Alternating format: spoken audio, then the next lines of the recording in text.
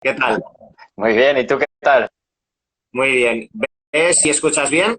Perfectamente. Antes te veía algo pixelado, pero ahora ya te veo Sí, perfectamente. mira, sí, eso me habían dicho, entonces a ver si alguna de las personas que nos están viendo, si me podéis confirmar, por favor, si se nos ve bien y se escucha bien. A ver, por favor, ¿alguno nos indicáis? Vale, chicos, a ver si alguno nos hacéis el favor de confirmar que se vea y se escuche bien. Vale, nos ven bien, dice Billy. Susana Nievas también nos dice que vale, todo bien, perfecto, confirmado. Bueno, vale, genial. ¿Qué tal? ¿Estás aún de vacaciones, Gonzalo? Que me decías que estabas por el pueblo y demás, ¿o qué tal? Y unos días libres estoy aquí en la montaña con Heidi y compañía. Sí, sí, muy bien, por aquí por Sí, ¿no? Asturias, disfrutando un poquito, sí. Pero bueno, unos días nada más, ¿eh? Luego ya volver otra vez a la rutina. Este año es Vale, perfecto. tan raro con esto del confinamiento y eso que ya no sabes ni cuándo estás de vacaciones, ni trabajando, ni nada. Así que nada, muy bien. Vale. A ver, te escucho algo entrecortado, Gonzalo. A ver. ¿Me escuchas entrecortado? No, no, ahora ya te escucho bien. Vale, perfecto. Muy bien. Va- Vale, perfecto. Bueno, pues vamos a empezar ya a hablar. Bueno, chicos, me imagino que por un lado tendremos bastantes seguidores de mi cuenta, por otro lado tendremos seguidores de la cuenta de Gonzalo. Muchos de los que me seguís sabéis que yo como médico no abogo absolutamente por ningún tipo de dieta especial ni ningún tipo de herramienta, sino que como médico mi obligación es intentar conocer absolutamente todos los fármacos que existen en el mercado, conocer los pros, conocer los contras, conocer las interacciones, pero como médico también tengo que ir más allá de los fármacos, tengo que hablar de las diferentes herramientas, de la nutrición, de los beneficios que un determinado alimento en su contexto por micronutrientes, por cantidad de antioxidantes, etcétera, por cantidad de carbohidratos, de calorías tiene y el beneficio que nos puede dar tanto un deportista, una persona que quiere mejorar su composición corporal o una persona que tenga una patología, y a partir de ahí todas las herramientas que están surgiendo en los últimos años, como puede ser el ayuno intermitente, como puede ser la dieta cetogénica, como puede ser la dieta vegana, como puede ser la incorporación de diversos suplementos o principios activos, creo que ya no solo mi obligación, sino la obligación absolutamente de cualquier persona que se dedique al ámbito de la salud o al ámbito de la nutrición es saber cómo usarlas en un determinado contexto. Por eso, en unos tiempos donde el movimiento vegano no para de aumentar, donde pues actualmente el 1,5% leí el otro día de la población del Reino Unido se declara vegana y consume una dieta basada en plantas, creo que la obligación absolutamente de todos los médicos, nutricionistas, preparadores deportivos es saber los beneficios como tal de una herramienta que está cada vez usándose por parte de muchísimos millones de personas. Sabemos que, por ejemplo, en la India y en determinados países incluso puede considerarse la primera elección de nutrición escogida por muchos de los integrantes de esos países. Y al final, la dieta vegana no se trata de que en esta hora en la que vayamos a hablar con Gonzalo, que intentemos decir qué es mejor, qué es peor, ¿vale? Al final vosotros tenéis que sacar vuestras propias conclusiones. Esto es lo bonito de la medicina, de la divulgación, ¿vale? Que todos vosotros seáis capaces de extraer los beneficios que tiene quien quiera tomar carne, los beneficios que tiene una dieta carnívora, los beneficios que tiene una dieta cetogénica, los beneficios que existen, porque yo los observo diariamente cuando lo aplico en un contexto determinado y con un objetivo determinado, la dieta vegana. Y lo más importante es dar transparencia, dar luz absolutamente a todas las herramientas para que en vuestra libertad, honestamente, cada uno de vosotros o los diferentes profesionales sepáis cuándo usar la dieta vegana, cuándo aplicarla, cuándo cualquiera de vosotros, si queréis aplicar un ayuno intermitente, una dieta cetogénica o incorporar carne, lo podéis y lo debéis incorporar, pero siempre desde el absoluto respeto, desde la absoluta cordura, ¿vale? Para no posicionarnos como si esto fuera un partido de fútbol entre el Madrid y el Barça y ya estemos ciegos ante la objetividad que tiene que existir de la ciencia, que es lo bonito. La ciencia no tiene que ser un dogma de fe, tiene que ser la posibilidad que nos permite abrir la mente y como bien hoy nos va a hablar Gonzalo, la dieta vegana tiene mucho que aportarnos en un determinado contexto. Y bueno, empezamos. Me gustaría, Gonzalo, el otro día lo hablaba contigo, que nos definas y nos hables realmente de lo que es el veganismo, porque el otro día yo te hablaba de que realmente vivimos, creo que también en una tendencia a que mucha gente se sume al movimiento vegano quizá en muchas ocasiones de forma radical, por documentales que hacen que se te toque la vena sensible, cuando aún no has interiorizado del todo el componente emocional o de coherencia que uno tiene que tener consigo mismo. Muchas veces una persona puede hacerse vegana porque ha leído 4 artículos del beneficio de salud que tiene la dieta vegana y el otro día te decía, eso va a ser muy frágil. Esa persona, si de la noche a la mañana se ha hecho vegana, a la primera de cambios que lea otros artículos que hablan en contra de la dieta vegana o porque no está haciendo la dieta vegana de forma coherente y luego tenga un pequeño efecto secundario, luego se hinchará chuletas al día siguiente. Entonces, ¿qué clase de coherencia ha tenido a la hora de iniciarse al veganismo? Por eso tiene tanto fracaso el veganismo, pienso yo. Entonces, ahí sí que me gustaría que realmente qué es el veganismo. Bien, muy bien. Esa es una cuestión realmente buenísima, Antonio, y muy interesante, porque en realidad es lo primero que deberíamos hacer. Siempre hablamos de dieta vegana, ¿no? Dieta vegana como tal, el término dieta vegana lo único que nos dice es lo que excluimos en la dieta. Es decir, que no comemos, que no consumimos ningún producto de origen animal. No te está diciendo nada sobre lo que debes comer, ¿no? Entonces, el veganismo, aclarando términos, es un estilo de vida que trata de excluir, o posición ética, que trata de excluir. ¿Se me escucha? Ahí se había entrecortado, sí, lo último. Vale, el veganismo es un estilo de vida que trata de excluir siempre que sea posible y practicable cualquier forma de explotación y maltrato animal para cualquier propósito, ya sea comida, vestimenta, ocio, el que sea. Es decir, ¿con qué no tiene nada que ver el veganismo? Con la salud. No tiene nada que ver. Sí que va implícito en la expresión posible y practicable, que sí es cierto que si no es posible, no puedes acceder por salud o por lo que sea, evidentemente ser vegano no es el suicidio colectivo ni nada por el estilo. Es decir, el veganismo es simplemente el sentido común. Si yo puedo vivir sin hacer daño a otras criaturas que sienten exactamente igual que yo, pues creo que tengo esa responsabilidad de no hacerlo. Sentido común, sin más. Ahora, normalmente, cuando la gente quita los productos animales de su dieta, por lo que sea, se les llama veganos, ¿no? Y el ejemplo más claro lo tenemos en los adventistas de Loma Linda, en California. La población con la mayor esperanza de vida jamás registrada formalmente y el menor índice de enfermedades crónicas no transmisibles, ¿no? Esas personas, dentro de los adventistas, que no beben ni fuman por religión, hacen ejercicio, se cuidan, porque se supone que su cuerpo no es suyo, ¿no? Y que están ahí de paso nada más y tienen que cuidarlo porque no es suyo.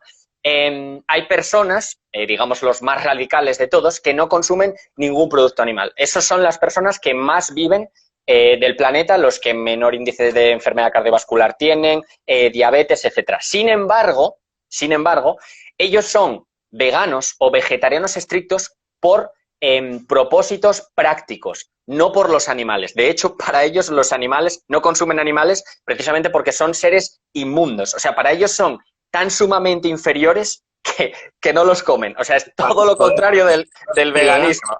Sí, efectivamente. Es todo lo contrario del veganismo. Sin embargo, excluyen de su dieta productos animales, pero viven a base de alimentos vegetales integrales, ¿no? Que al final eso es totalmente coherente con la literatura científica, que sean las personas que más y mejor viven del planeta, porque al final cualquier estudio del mundo bien diseñado, con buenos reportes, o digamos que la mayor parte del balance de la evidencia, nos dicen que cuantos más alimentos vegetales integrales consume una persona, más y mejor va a vivir. Esto es, si tú coges toda la literatura científica de la nutrición, esto es a la conclusión que va a llegar cualquiera, ¿no? Que sepa leerla e interpretarla. Entonces, ahí digamos que son las grandes diferencias y lo que más se suele confundir en este estilo de vida, lo que es ser vegano y lo que es ser vegetariano estricto. No tiene nada que ver. Por supuesto que se puede ser vegano y comer de forma absolutamente desastrosa. Comer patatas fritas, Coca-Cola, hamburguesas preparados, bueno, ultraprocesados, galletitas, y puede ser vegano. Sin embargo, eso evidentemente dista muchísimo de lo que es un patrón dietético saludable, pero sigue siendo vegano. Bueno, y pues bueno, voy a hablar a todos los que nos están siguiendo. Yo la primera vez que tuve conocimiento de tu cuenta, fue un vídeo que me pasó Mateo, que lo conoces, que trabaja conmigo, es uno de mis nutricionistas, que le hiciste una entrevista hace meses. Él es vegetariano, bueno, él es vegano estricto, por amor a los animales. Él tenía una granja en Italia y vio a tantos corderillos que mató su familia que un día casi se vuelve loco. Digo, ya no vuelvo a comer carne ni nada en toda mi vida. Y bueno, es uno de los nutricionistas especialistas en veganismo y me pasó tu vídeo y la verdad tengo que reconocer que la primera vez que vi tus vídeos dije, joder, qué tío más radical y al principio, pues bueno, llama la atención y ahora literalmente tu forma de hablar lo veo como pura pasión y me encanta que haya nutricionistas de las diferentes vertientes que sean. Igual que dentro de un tiempo entrevistaré a gente especialista en ayuno intermitente, otros en dieta cetogénica y hay que dar absoluta transparencia a todas las vertientes y lo bonito de la nutrición es que todas las herramientas vayan cogidas de la mano para saber en qué contexto clínico y en qué momento usarlas, ¿vale? Y ahora me pareces un apasionado sin ser aún nutricionista, sé que estás estudiando. Y bueno, más allá de tu ideología, sí que me gustaría que, pues bueno, nos hablaras de que todas estas conclusiones, un poco paradigmáticas, porque rompen muchas de las voces, muchas de las ideologías y de los paradigmas y dogmas que actualmente se están estableciendo de la nutrición, están siendo rotos por tu voz, por tus vídeos, por tus escritos, etcétera, y van en contra de otros divulgadores, pues bueno, grandes divulgadores que existen dentro de Internet, pues como puede ser el doctor D'Agostino, pues como Indica Montiel, que es muy amigo mío, Philip, con quien tuviste el otro día un directo, que es amigo mío y fue paciente mío durante mucho tiempo, Carlos Estró, Nutriyermo, etcétera. Hay muchos divulgadores que parece que sean antagónicos a ti y lo bonito es eso, saber leer las dos lecturas y que cada uno, desde el respeto, pueda opinar. Pero bueno, tú aún no te has licenciado y sin embargo uno puede decir, ¿cómo este tío sabe leer tanto y ha leído tanto y puede sacar estas conclusiones? Me gustaría que puedas explicar el por qué tienes esa capacidad, de dónde vienes y por qué has tenido esa capacidad de leer los estudios a ultranza y de una forma que pocos médicos he conocido. Yo lo reconozco. Ojalá. Yo estudié bioestadística el primer año de la carrera de medicina y ahí me quedé. Y cuando te escucho a ti cómo se me cae la baba. Y entonces me gustaría que puedas explicar esto. Bueno, a ver, al fin y al cabo yo aquí soy lo menos importante, ¿no? Te agradezco tus palabras y tal, pero bueno, al final yo hago lo que me gusta, yo estudié matemáticas en la Facultad de Ciencias de la Universidad de Oviedo, ¿no? Y entonces, bueno, pues digamos que sí que tengo ese gusto por la estadística, la epistemología, ¿no? Digamos, los fundamentos, una forma más de ver la ciencia más axiomática, ¿no? Más recta, más coherente. Y entonces, pues bueno, viendo un poquito lo que tú has dicho, ¿no? Lo que se ve en Internet, pues decidí actuar, ¿no? Y decir, a ver, es que ya por responsabilidad social necesitamos a alguien que se enfrente a toda esta locura que se está viviendo en Internet. Porque como tú bien has dicho, hay muchos influencers. Todo eso que se dice de las dietas cetogénicas altas en grasas animales está en Internet, no está en la comunidad científica. Yo hablo con investigadores. Magda Hanschig, por ejemplo, que es una investigadora muy cercana a mí, lleva años investigando el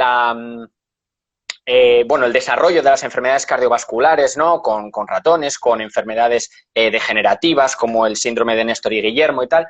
Y yo le digo lo que se dice en Internet y se desmaya. Dice, ¿pero cómo? ¿Pero cómo es posible que estén diciendo que, pues eso, promocionando dietas carnívoras, ¿para qué nosotros nos estamos matando si después la gente hace caso o por lo menos no contrasta la información, ¿no? Sino que llega alguien, le cae bien, es carismático por lo que sea y ya pone su salud y la de su familia en sus manos? Sin embargo, llevamos 100 años y más de 100 años de estudios de cómo el colesterol está matando personas a lo largo y ancho del planeta y nadie hace caso. Es como lo que decía Julio Verne, ¿no? Decía, oye, en el siglo XX en París todo el mundo sabía leer, pero ya nadie leía. Todo el mundo sabía leer y nadie leía porque había otros intereses. Pues estamos en la misma situación.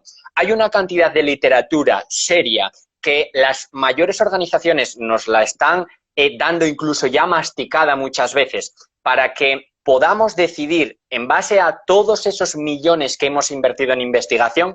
Y realmente lo que se está viendo en Internet es una locura, ¿no?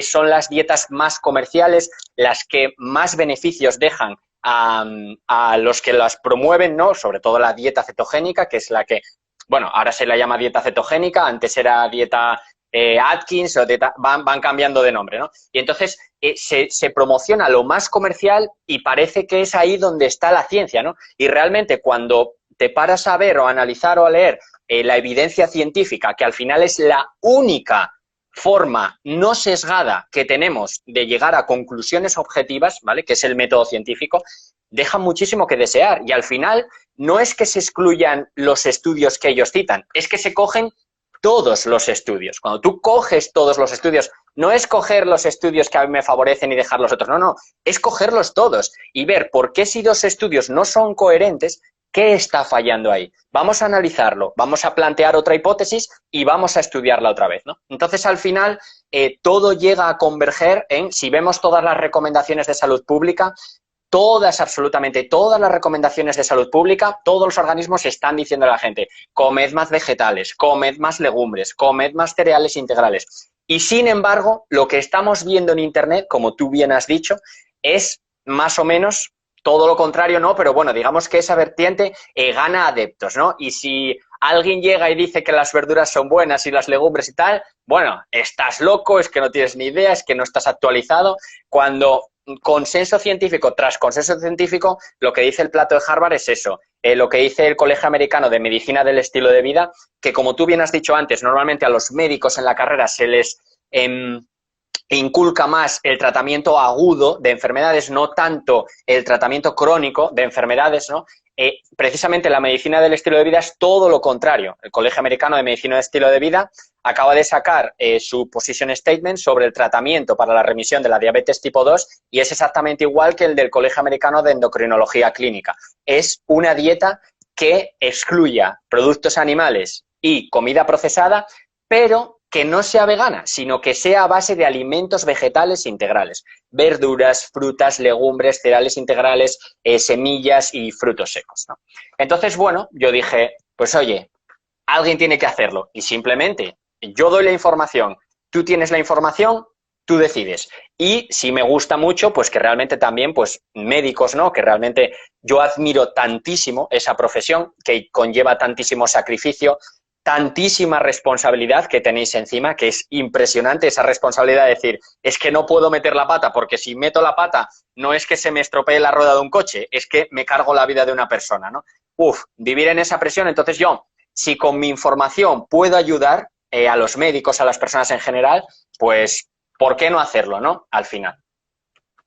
Y bueno, Gonzalo, hablando de todos los estudios, y yo sé que te habrás pegado una paliza en los últimos años revisando y revisando y revisando, el otro día te lo preguntaba, y es algo que yo como médico, sinceramente, que yo llevo 15 años ejerciendo, pasando miles de consultas, leyendo muchísimo de libros de fisiología, leyendo mucho en internet, hablando con muchísimos cardiólogos, con muchos endocrinos, con muchos médicos internistas y, bueno, haciendo simplemente lo que es mi responsabilidad, intentando de forma humilde seguir siendo un estudiante para seguir captando información. ¿Cómo es posible?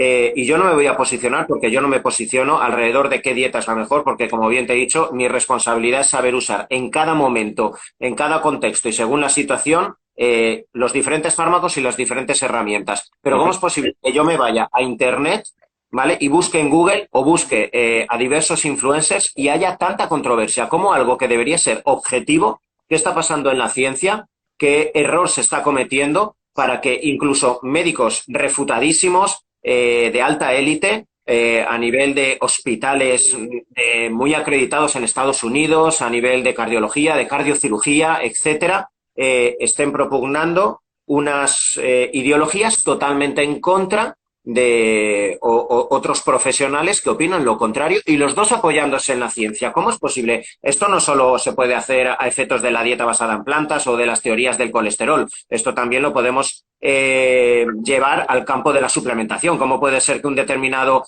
estudio nos hable de los beneficios del omega 3 y haga una revisión de 70 estudios y luego otro metaanálisis y otra revisión nos hable de que el omega 3 no te genera beneficios, otro que el betacaroteno es anticancerígeno y otro estudio te lo paran a la 10ª semana porque está induciendo mayor cantidad de cáncer, como ha pasado con el betacaroteno? ¿Qué pasa en la ciencia? ¿Vale? ¿Por qué entonces en realidad sí, debemos apoyarnos en la ciencia, pero no como dogma de fe? Yo es realmente a la conclusión a la que llego. Por eso, como médico, siempre tengo que quedarme con esa pieza que es la práctica que es saber que siempre puede haber una excepción, ¿vale? Porque la ciencia siempre va a haber alguna pata donde los grandes divulgadores, y yo no soy un gran divulgador, que supuestamente deben de tener una razón objetiva, se enfrentan entre ellos. ¿Qué falla en la ciencia?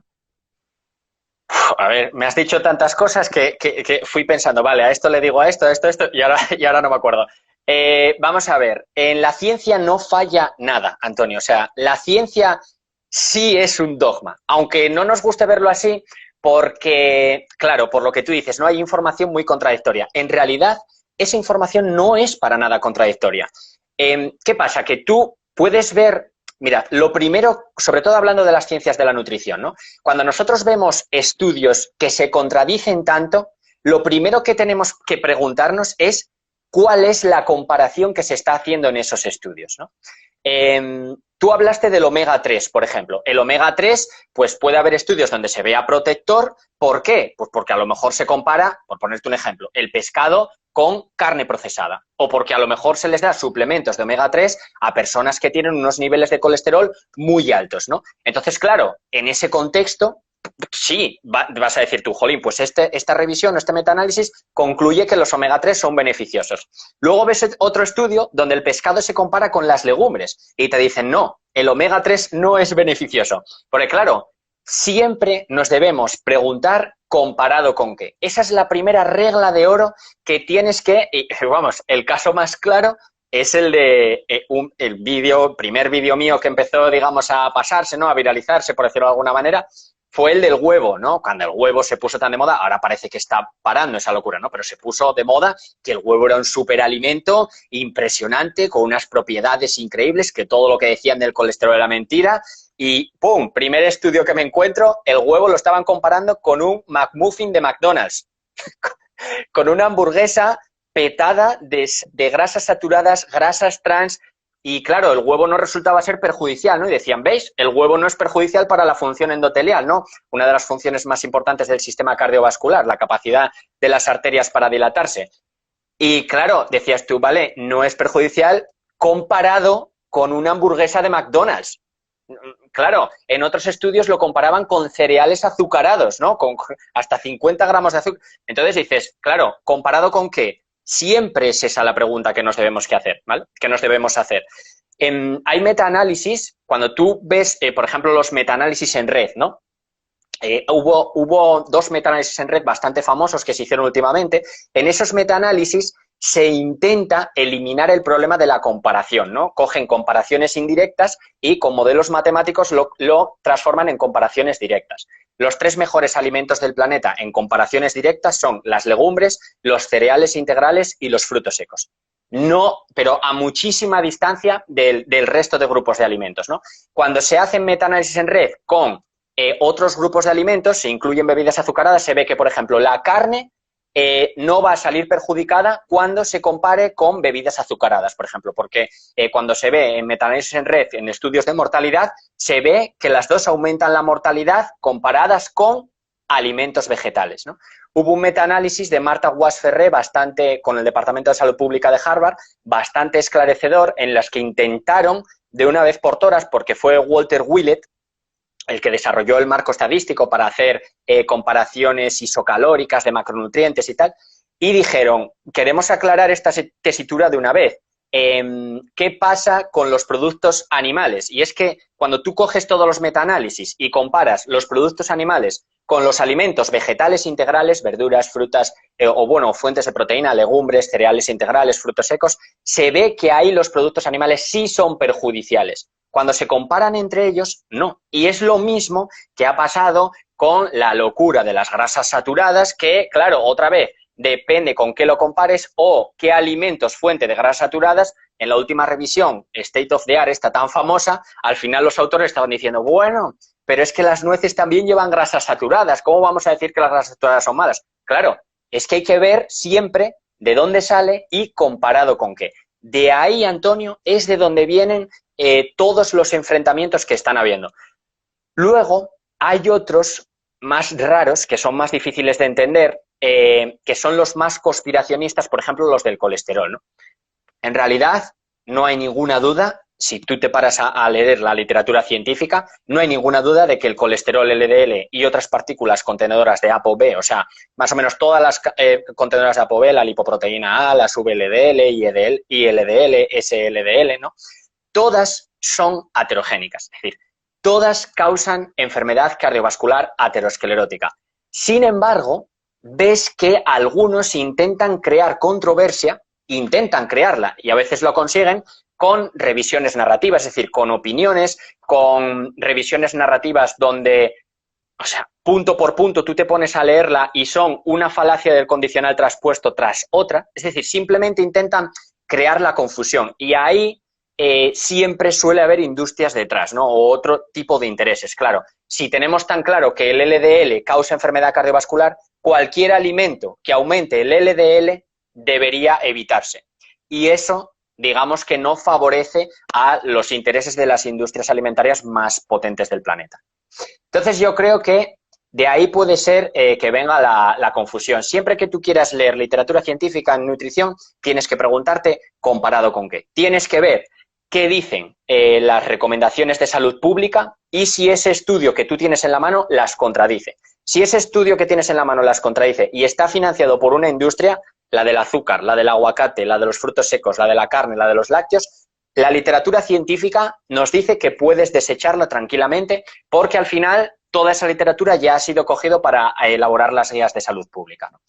Y luego, también, que esto es bastante largo y me enrollo, ¿no? Pero luego también se da el caso de que esas guías no solo se basan en la ciencia, ¿vale? También tienen intereses políticos. Y el caso más claro es el de las US Dietary Guidelines, ¿no? Que se supone que toda la ingesta de alimentos se debe basar en lo que dice el Instituto de Medicina de la Academia Nacional de las Ciencias.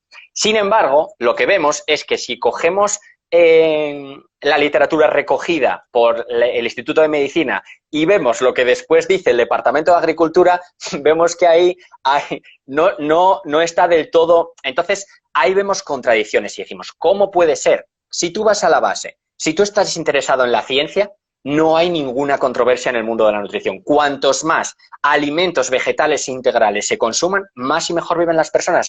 No hay ninguna duda. Hablando de estudios y de toda la literatura que tú has leído y que has recogido, me gustaría que fuéramos hablando pues, de diversas patologías o evidencias científicas de las cuales tú nos puedas hablar, ¿vale? Y bueno, quizá uno de los primeros objetivos a la hora de cualquier persona, cuando va a un nutricionista, cuando va a un médico o a un endocrino, es hacer una dieta que le vaya a facilitar la mejoría en la pérdida de peso. Si hay algo claro, y esto es fisiología pura, es que quizá a corto plazo la mejor estrategia es una retirada de hidrato de carbono simplemente por el hecho de eliminar el glucógeno, que sabemos que es una molécula de glucosa saturada o alrededor, ¿vale? Con 4 moléculas de agua, simplemente por el hecho simplemente de retirar el hidrato de carbono, depleccionar el glucógeno del músculo y del hígado, la persona va a perder 2-3 kilos de agua, la persona va a miccionar muchísimo y en la primera semana va a tener un alto grado de adherencia, que yo siempre lo digo, el gran beneficio de una dieta cetogénica o low carb es el grado de adherencia por el chute emocional que tiene la persona la primera semana cuando ve que ha bajado 3, incluso 4 kilos. Eso es algo clarísimamente a favor de retirar los hidratos de carbono. Ojo, incluso con una dieta vegana se podría hacer, porque al final ahora hay compuestos proteicos derivados también de la micoproteína, de la soja, incluso aislados de guisante, y también se puede hacer una dieta cetogénica pura y dura vegana, ¿vale? Pero sí que es verdad que es más complicado si lo hacemos con alimento real cocinándolo, porque al final la carga de hidrato de carbono se nos va al 50-60%. Y sí que es verdad que a corto plazo las dietas cetogénicas o low carb han demostrado que facilitan una aceleración del metabolismo, la oxidación de grasas, pero, y esto tú sí que lo has estudiado mucho, a medio largo plazo se igualan, incluso pueden estar algo a favor en el sostenimiento de la pérdida de peso con dietas basadas en plantas. Háblanos un poquito de esto, cómo está la evidencia científica y qué es lo que muestran los estudios. Vale, pues nada, vamos a utilizar la literatura científica para poner un poco de cordura, ¿no?, en este asunto. A ver, si hablamos de comparar dieta baja en carbohidratos, cetogénica, muy baja en carbohidratos, con dieta alta en carbohidratos, no hay duda, no hay ninguna duda. Si entendemos adelgazar por la pérdida de grasa, caloría por caloría, una dieta baja en grasa hace que se pierda más grasa que una baja en carbohidratos. No hay ninguna duda. Como tú muy bien has dicho, lo que se pierde al principio en esas dietas bajas en carbohidratos es agua, ¿no? Y luego es difícil de recuperar, no solo por la depleción de glucógeno, sino también porque el cuerpo intenta deshacerse de todos esos subproductos tóxicos como la acetona, ¿no? Y es como cuando bebes alcohol, tu cuerpo tiende a deshidratarse para eliminar eso que él entiende como un agente tóxico a través de la orina, ¿no? Y entonces el cuerpo intenta, por todos los medios, librarse de ellos, ¿no? Digamos que la forma más eficiente de quemar grasa es en la llama de los carbohidratos. No es la única, lo sabemos, ¿no? Cuerpos cetónicos, etcétera, pero la vía más eficiente es en la llama de los carbohidratos. Y ahora vamos a plantearnos una cosa. Hay muchísimas maneras, según la ciencia, de perder peso, ¿vale? Puedes seguir una dieta baja en grasa, una dieta baja en carbohidratos, puedes cortarte un brazo, puedes contraer el SIDA, tener un cáncer. Hay muchísimas maneras de perder peso. Sin embargo, cuando una persona va a la consulta del médico, el objetivo del médico debe ser siempre, sea perder peso, sea lo que sea, el objetivo debe ser que el paciente viva la mayor cantidad de años posible con la mejor calidad de vida posible y haciéndolo a un coste razonable. Si tú como médico quieres que un paciente pierda peso, es por eso, porque quieres que viva lo mejor posible y lo máximo posible. Entonces, si una estrategia ha demostrado aumentar el riesgo de morir por la primera causa de muerte que padecemos los seres humanos en este planeta, que son las enfermedades cardiovasculares, eso no es una estrategia para perder peso. Puede ser una estrategia en otras circunstancias donde el riesgo los beneficios sobrepase al riesgo, pero para perder peso no. Hay muchísimas estrategias para perder peso, pero se supone que tenemos que ayudar a la persona a que viva lo máximo posible y lo mejor posible, ¿no? Y en este caso volvemos a lo mismo. Como tú muy bien has dicho, a largo plazo, a corto plazo está muy bien, incluso podríamos decir que cuando una persona tiene una hipertensión de estas exageradas y dices, pues necesito una dieta que sea diurética lo máximo posible, ostras, puede ser una estrategia. Cuando tienes un paciente con epilepsia, es una estrategia tremenda, ¿no? Pero a largo plazo no es una estrategia y no debería ser una estrategia en la mayoría de casos, podríamos decir, ¿no? Las dietas basadas en plantas han sido las que más adherencia han mostrado en ensayos clínicos aleatorizados a largo plazo de pérdida de peso. Son las que más adherencia. Y los investigadores suelen decir que es que por las personas no solo adelgazan, no solo se ven mejor, sino que se encuentran muchísimo mejor. Y sabemos que ese tipo de dietas no solo no aumentan tu riesgo de morir de una enfermedad cardiovascular, sino que son capaces de revertir la enfermedad cardiovascular. O sea, no hablamos de pararla, no hablamos de prevenirla, hablamos de revertirla. De una persona que ha comido mal durante toda su vida y se ha provocado una enfermedad cardiovascular subclínica, que ya sabes que el primer síntoma de una enfermedad cardiovascular puede ser el último, tranquilamente, ¿no? Pues que esa persona tenga otra oportunidad en la vida para revertir esa enfermedad cardíaca y poder disfrutar muchos más años y mucho mejor de la vida, con la misma estrategia que utilizas para perder peso, ¿no? Hubo un estudio muy famoso que hizo David Jenkins, que utilizó la dieta del Mioceno, en el que las personas, en una dieta basada en plantas, tenían que comer, para no adelgazar, 5,5 kilos de comida al día. O sea, una cantidad de comida impresionante. ¿Por qué? Porque los vegetales son, indudablemente, los alimentos más densos en nutrientes del planeta. Son alimentos también muy saciantes, porque durante miles de años, para nosotros, la saciedad, la fibra, significaba saciedad. Es decir, en una estrategia correcta, sea cetogénica, como lo quieras, ¿no? La estrategia que el clínico, tú, por ejemplo, en este caso, quiera adoptar con una persona que crea que va a tener más adherencia, siempre, según la evidencia científica, siempre debería estar basada en plantas. Lo mismo con la enfermedad cardiovascular, con la diabetes tipo 2, que lo hemos comentado antes, o prácticamente con cualquier patología, patologías autoinmunes. Por ejemplo, el mejor tratamiento que se ha documentado hasta el momento en la literatura científica para la remisión de la enfermedad de Crohn, por ejemplo, es una dieta basada en plantas. por ponerte un ejemplo, ¿no? O sea, estamos hablando de que es una dieta que con la que no solo pierdes peso, es que reviertes la enfermedad, puedes revertir la enfermedad cardíaca, la diabetes tipo 2, mejorar la salud de tus arterias, mejorar la libido muchas veces, ¿no? Mejorar tu calidad de vida. Es que una dieta basada en plantas ha demostrado disminuir más las pulsaciones en reposo que el ejercicio físico. Los veganos sedentarios tienen mejores marcadores cardiometabólicos que los omnívoros que hacen deporte. O sea, la literatura científica es tremenda. Y en ese caso, sea la estrategia que el clínico considere correcta, sea la que sea, cetogénica, alta en carbohidratos, la que sea, debería estar con la literatura científica en la mano, siempre basada en plantas. Entonces, tampoco hay mucha controversia de tampoco.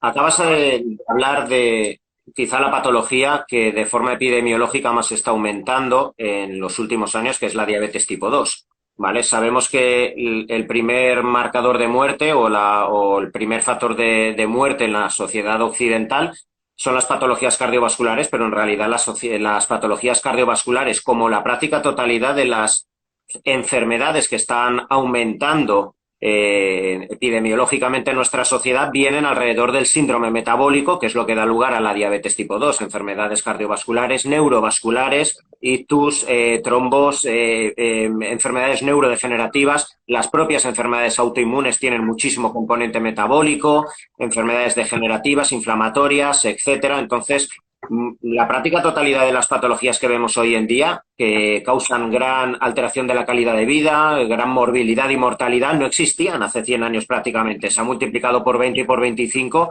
la incidencia de tumores, de enfermedades cardiovasculares, de patologías neurodegenerativas, también porque se ha alargado la vida y evidentemente hay más posibilidades de que surjan este tipo de patologías, pero todo gira en torno al síndrome metabólico asociado a la diabetes tipo 2, que basa su etiología en una resistencia, una alteración en los receptores periféricos a la insulina. Y hay algo que esto sí que es muy claro y quizá también de forma sesgada y por no entender de forma fisiológica el por qué se desarrolla la resistencia a la insulina. En los últimos 10-15 años, al igual que hace 30 años, en los años 80, sabes que existió un dogma demonizado alrededor de las grasas y también ahí se generó también quizá determinados efectos secundarios. Esto yo lo he vivido en mujeres, por ejemplo, que en los años 80-90, en un intento de absolutamente de no tomar nada de grasa, no es que tomaran ni incluso ese 5-10% por el que abogaba el doctor Ornish, es que el 0%, ¿vale? Se hicieron productos light, cero de grasa y generaron menopausias precoces en mujeres de 30-35 años, osteoporosis, de nuevo, un uso irracional de la ciencia o un dogmatismo, ¿vale? Llevó a efectos secundarios derivados de dogmatizar también de forma demonizada la grasa y ahora parece que ese demonio es el carbohidrato, ¿vale? Pensando que la exposición al hidrato de carbono te va a generar resistencia a la insulina y esos receptores se van a hacer inflexibles. Cuando vemos que existen sociedades prácticamente veganas donde el 65, 70 y hasta 80% de las calorías son en forma de carbohidratos, pero con alta cantidad de fitonutrientes, de fitoquímicos, alta cantidad de fibra, donde el 70-80% de las calorías son en forma de carbohidrato, mínimas cantidades de grasa, un 10%, otro 10% en forma de proteína, son activos, tienen buenos hábitos, control de biorritmos, un contexto global, pero el 60-70% de calorías son en forma de carbohidratos y al existir una bajísima inflamación, esos receptores periféricos a la insulina siguen siendo tan sensibles que el páncreas prácticamente nunca trabaja. Aunque haya una alta carga glucémica y se genere incluso una hiperglucemia en un contexto determinado, como hay tanta sensibilidad con mínimas unidades de insulina por parte del páncreas, todo queda estabilizado y nunca se desarrolla obesidad, lipoinflamación, inflamación crónica de bajo grado, diabetes tipo 2, patologías cardiovasculares, ¿vale? Y sin embargo estamos tomando 70% de calorías en forma de carbohidrato. ¿Qué falla ahí también respecto a las teorías que argumentan que si tú tomas mucho carbohidrato? No, también tenemos que hablar del carbohidrato refinado, de azúcares, de las patatas fritas que antes habías dicho. Entonces tenemos que hablar de el componente en cuanto a antioxidantes, fitoquímicos, la sinergia además que tiene que existir. No me vale con estudiar solo el betacaroteno, la vitamina C o el magnesio. No, la correcta sinergia de hasta 200 o 300 fitoquímicos que puede tener un alimento y que favorece esa bajada de inflamación, que sabemos que es la que principalmente origina que el receptor periférico a la insulina se cierre y que luego, claro, te tomas 30 gramitos de mijo y se te dispara la insulina. El problema no ha sido el mijo. ¿Qué ha pasado previamente?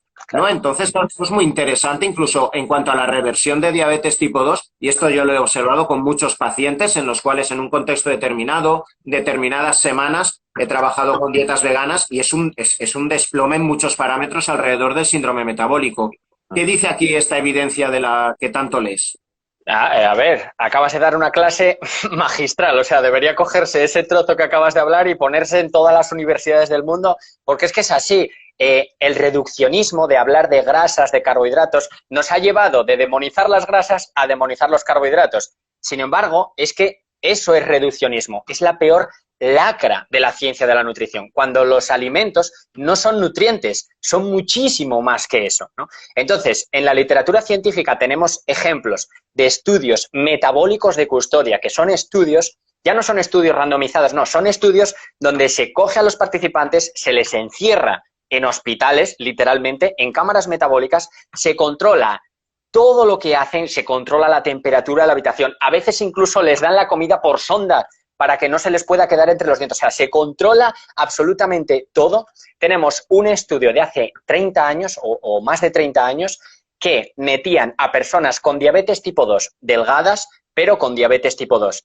Les ponían en una dieta con un 80% de carbohidratos, pero no carbohidratos de azúcares y de lo que come la gente de carbohidratos, sino alta en legumbres, cereales integrales, frutos secos, semillas, fruta y verduras, un 80% de carbohidratos y personas diabéticas tipo 2 en 15 días sin perder ni un solo gramo de peso, que eso es muy importante, ya que la pérdida de peso es la piedra angular, digamos, del tratamiento de la diabetes, ¿no? Sin perder ni un gramo de peso, personas que estaban con hasta 32 dosis de insulina diarias, en 15 días tenían completamente revertida la diabetes. Increíblemente, o sea, es decir, con un 80%. La famosísima dieta del arroz y la fruta con más de un 95% de carbohidratos revertía la diabetes tipo 2 e incluso la retinopatía diabética. Personas que se habían quedado ciegas por la diabetes volvían a ver con más de un 95% de carbohidratos. Entonces, al final, es eso, el reduccionismo, de decir, pero ¿cómo vamos a demonizar las grasas si hay dos ácidos grasos que son esenciales?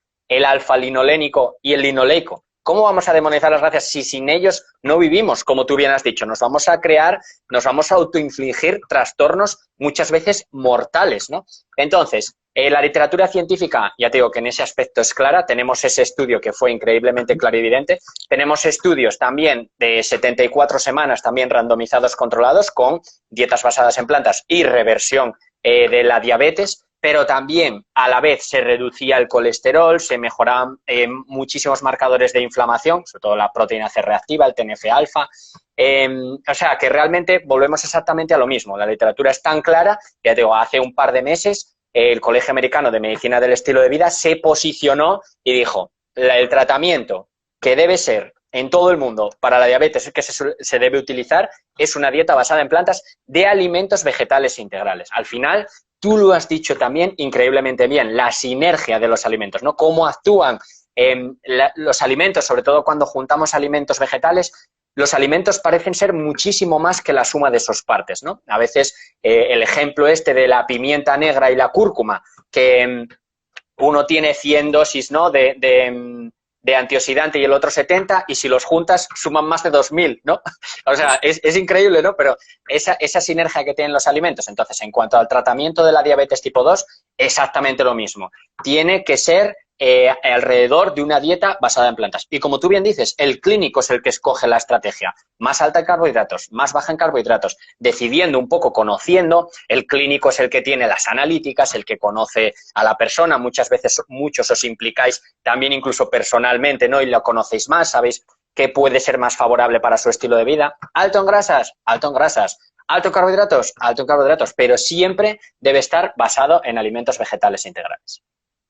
Vale, y pasamos al tema que más me gusta, porque yo a veces veo en Instagram que auténticas guerras, os aparece el sálvame, el tema del colesterol, las grasas y las enfermedades cardiovasculares, que yo sé que prácticamente has destinado la mitad de tu divulgación a este tema.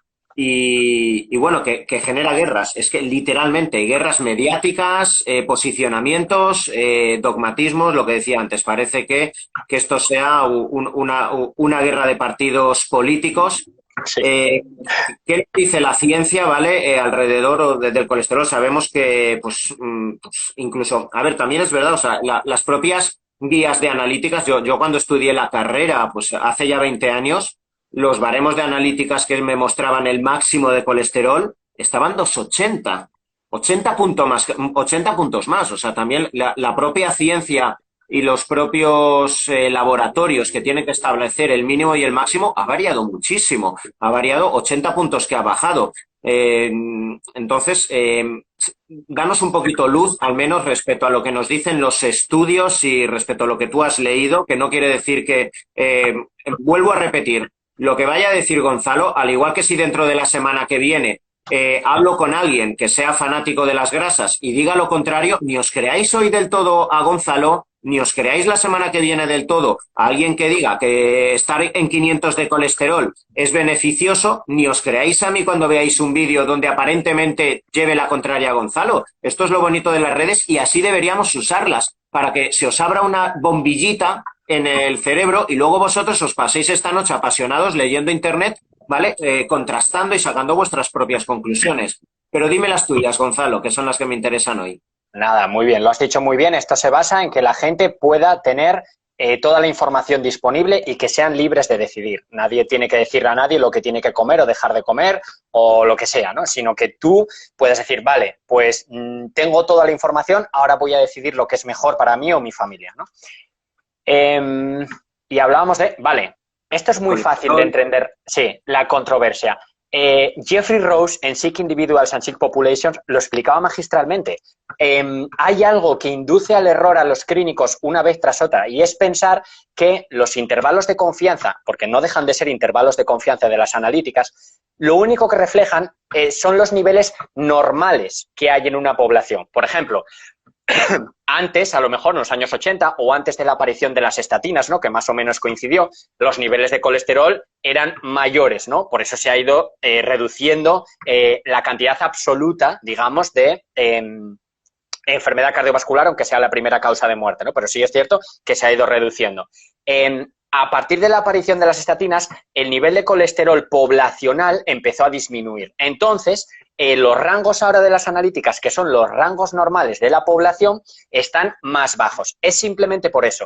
Los rangos de las analíticas no nos dan ninguna pista sobre lo que son rangos óptimos. Simplemente nos dicen que es lo normal, ¿no? Entonces, fuera de lo normal, por eso incluso aunque tú algunas veces veas marcadores alterados en analíticas, no tienes que escandalizarte ni nada porque puede ser simplemente un error. Es decir, en un intervalo de confianza, los intervalos de confianza suelen ser del 95% de confianza, sabemos que puede haber veces que encontremos el rango óptimo de la población fuera del intervalo, simplemente por un error, porque siempre hay un 5% de margen de error, ¿no? Los intervalos de confianza. Sin embargo, fíjate, porque tú cuando a ti te dan los rangos de analíticas, y esto lo mostré en un vídeo, las guías oficiales para clínica, ¿no? Te dan eso, los rangos normales de una población como la española, donde lo más normal que es, Antonio, ¿qué es lo más normal? Morirse de un ataque al corazón, ¿no? Eso es lo que nos están dando, los rangos normales. Sin embargo, si nosotros volvemos a coger toda la literatura científica y la triangulamos, ¿vale? Lo que los epidemiólogos hablan, la importancia de la triangulación, es decir, epidemiología, ensayos clínicos y aleatorización mendeliana, verlo todo en su conjunto y hacer los benchmarking apropiados, lo que vemos es que, indudablemente, la aterogénesis no se produce con niveles menores de 67 miligramos por decilitro. Esos son los niveles que tienen, por ejemplo, los veganos adventistas de Loma Linda, que son las personas con la mayor esperanza de vida jamás registrada, son los niveles con los que nacemos y son los niveles que tienen otras especies de mamíferos que no desarrollan jamás aterosclerosis, nunca, o sea, las aterosclerosis, y también poblaciones donde la aterosclerosis ni se conoce, nadie se muere por ataques al corazón. Eso existe en el mundo en el que nosotros vivimos y esos son los rangos óptimos de colesterol. Para eso, ¿qué pasa? ¿Que dónde viene la controversia? A las estatinas, ¿no? Y se tiran otra vez a los estudios con estatinas. Si nosotros llevamos la dieta o seguimos la dieta para la que estamos adaptados genéticamente, y adaptados genéticamente podemos definirlo muy fácil. Si un alimento aumenta tus niveles de colesterol, es que no estás adaptado genéticamente a él. Es así, me da igual que sea vegetal o que sea animal o que lo que sea. Si aumenta el colesterol, no estás adaptado a él, ¿vale? Si nosotros consumimos la dieta para la que estamos genéticamente adaptados, son esos niveles con los que mantenemos toda la vida. Si todos mantuviésemos esos niveles durante toda la vida, la enfermedad cardiovascular sería totalmente anecdótica, como pasaba en muchísimas poblaciones de cazadores-recolectores, donde era imposible ver los niveles de colesterol. La media en España creo que están 203, 208, una cosa así. Eso era en la era preindustrial y en poblaciones de cazadores-recolectores era impensable, excepto inuits, ¿no? Pero bueno, también vemos que los inuits ya desarrollaban aterosclerosis incluso hace 1600 años, cuando todavía no existían las enfermedades de las civilizaciones, ¿no? Pero basar su dieta en productos animales, que era lo que tenían disponible, ¿qué van a hacer? ¿Comer hielo? No podían, tenían que comer algo, ¿no? Entonces, el riesgo-beneficio, hablamos siempre.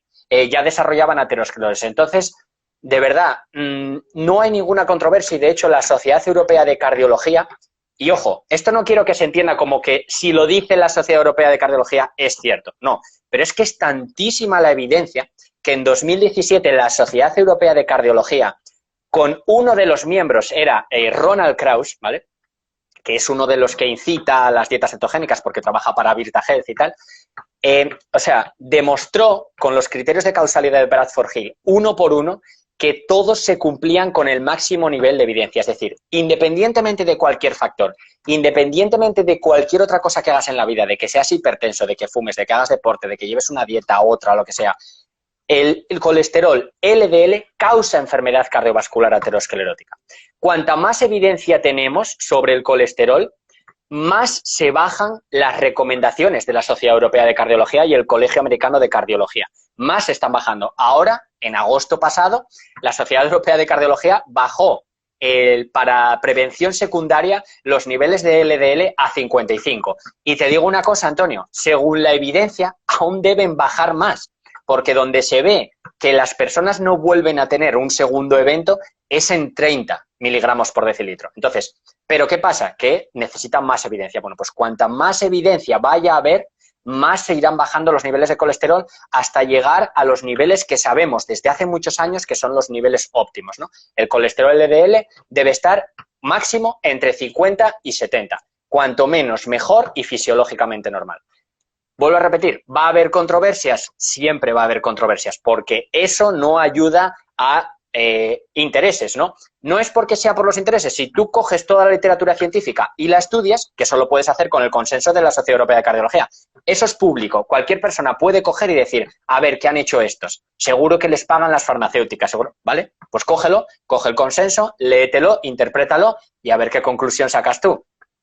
Es impresionante, Antonio. Personas que nacen, ¿no?, con los estudios de aleatorización mendeliana que utilizan variantes genéticas como variables instrumentales. Es decir, personas que nacen con una mutación concreta que provocan, pues, que tengan mayor número de receptores de colesterol en el hígado y eso les provoca desde nacimiento, durante toda la vida, que tengan menores niveles de colesterol que las personas que no son portadoras de esa mutación. Simplemente con mantener los niveles de colesterol 20 de colesterol LDL, 20 miligramos por decilitro por debajo de los que no son portadores de la mutación, se ha visto que se disminuye el riesgo de enfermedad cardiovascular un 89%, por mantenerlos durante toda la vida. Eso quiere decir, nos da una pista, y es que no es disminuir el colesterol y ya está, y puedo hacer lo que quiera después, no. Es lo que ellos llaman el área bajo la curva, es decir, la magnitud absoluta de colesterol. ¿Cuánto tiempo mantienes niveles altos de colesterol?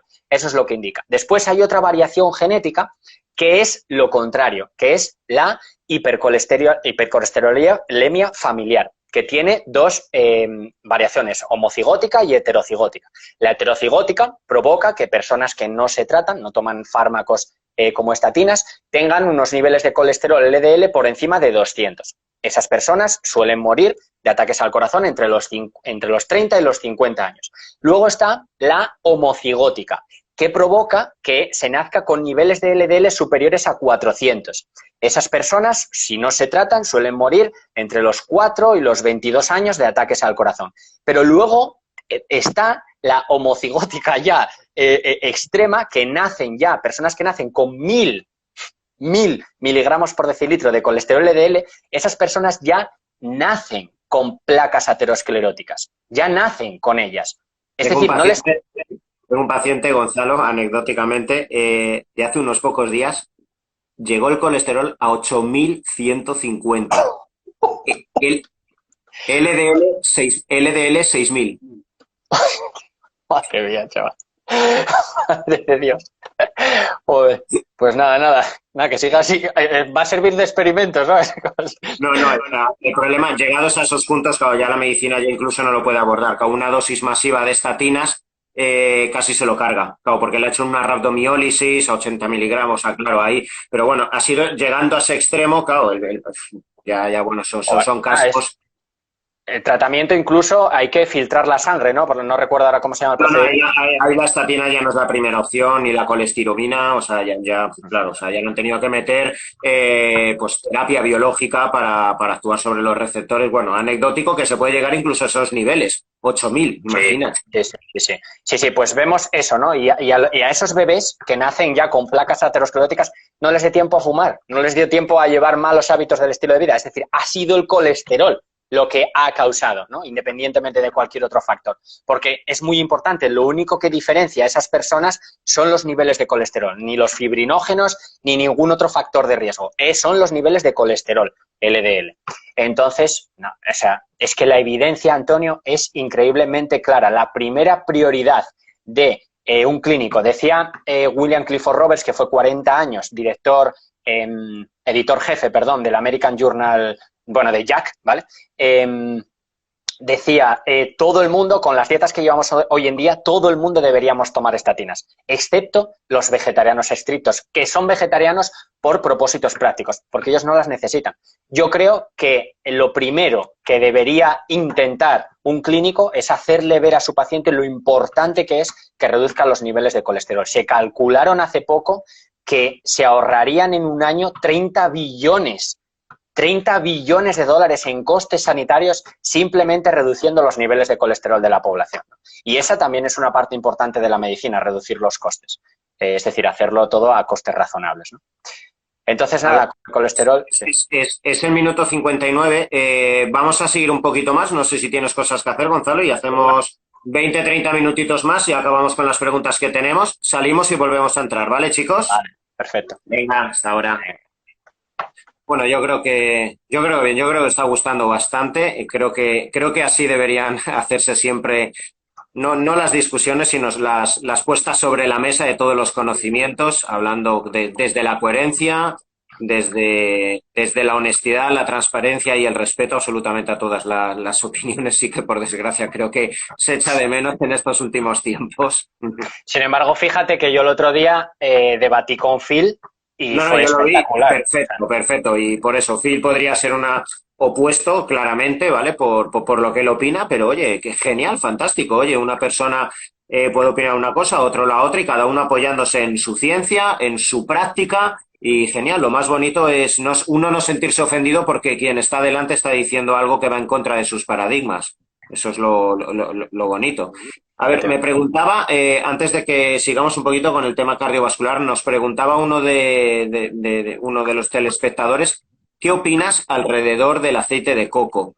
¿Vale? Algo que utiliza mucha gente cetogénica, que está a favor claramente de usar la proteína animal, etcétera, pero recurre a un alimento vegano, como es el aceite de coco, ¿vale? Con esa alta cantidad de triglicéridos de cadena media, pero que, bueno, no dejan de ser grasas saturadas. ¿Qué opinas respecto a todo este ámbito cardiovascular? Bueno, mi opinión es que cada uno coma lo que quiera. La literatura científica es clara. Y es que para contestar esta pregunta tengo que contestar con otra pregunta, y es ¿comparado con qué? Para decir cómo es un alimento, si un alimento es saludable o no es saludable, necesito saber en qué contexto y comparado con qué. Porque en la ciencia lo único que tiene sentido son las comparaciones. Es lo único que tiene sentido. En eso es en lo que se basa la ciencia. Entonces, el aceite de coco comparado con el aceite de oliva, terrible. Es terrible. Comparado con la mantequilla, muy bueno.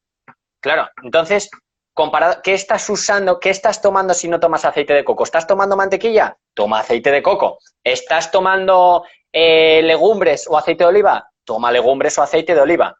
Esa es la cuestión, ¿no? Se ha publicado hace poco otra revisión sistemática, aunque la Asociación Americana del Corazón en su aviso presidencial sobre las grasas saturadas ya lo avisó, el aceite de coco debería evitarse o cambiarse por otro tipo de aceites, ¿no? De más perfil que hablas tú siempre muchas veces poliinsaturado, ¿no?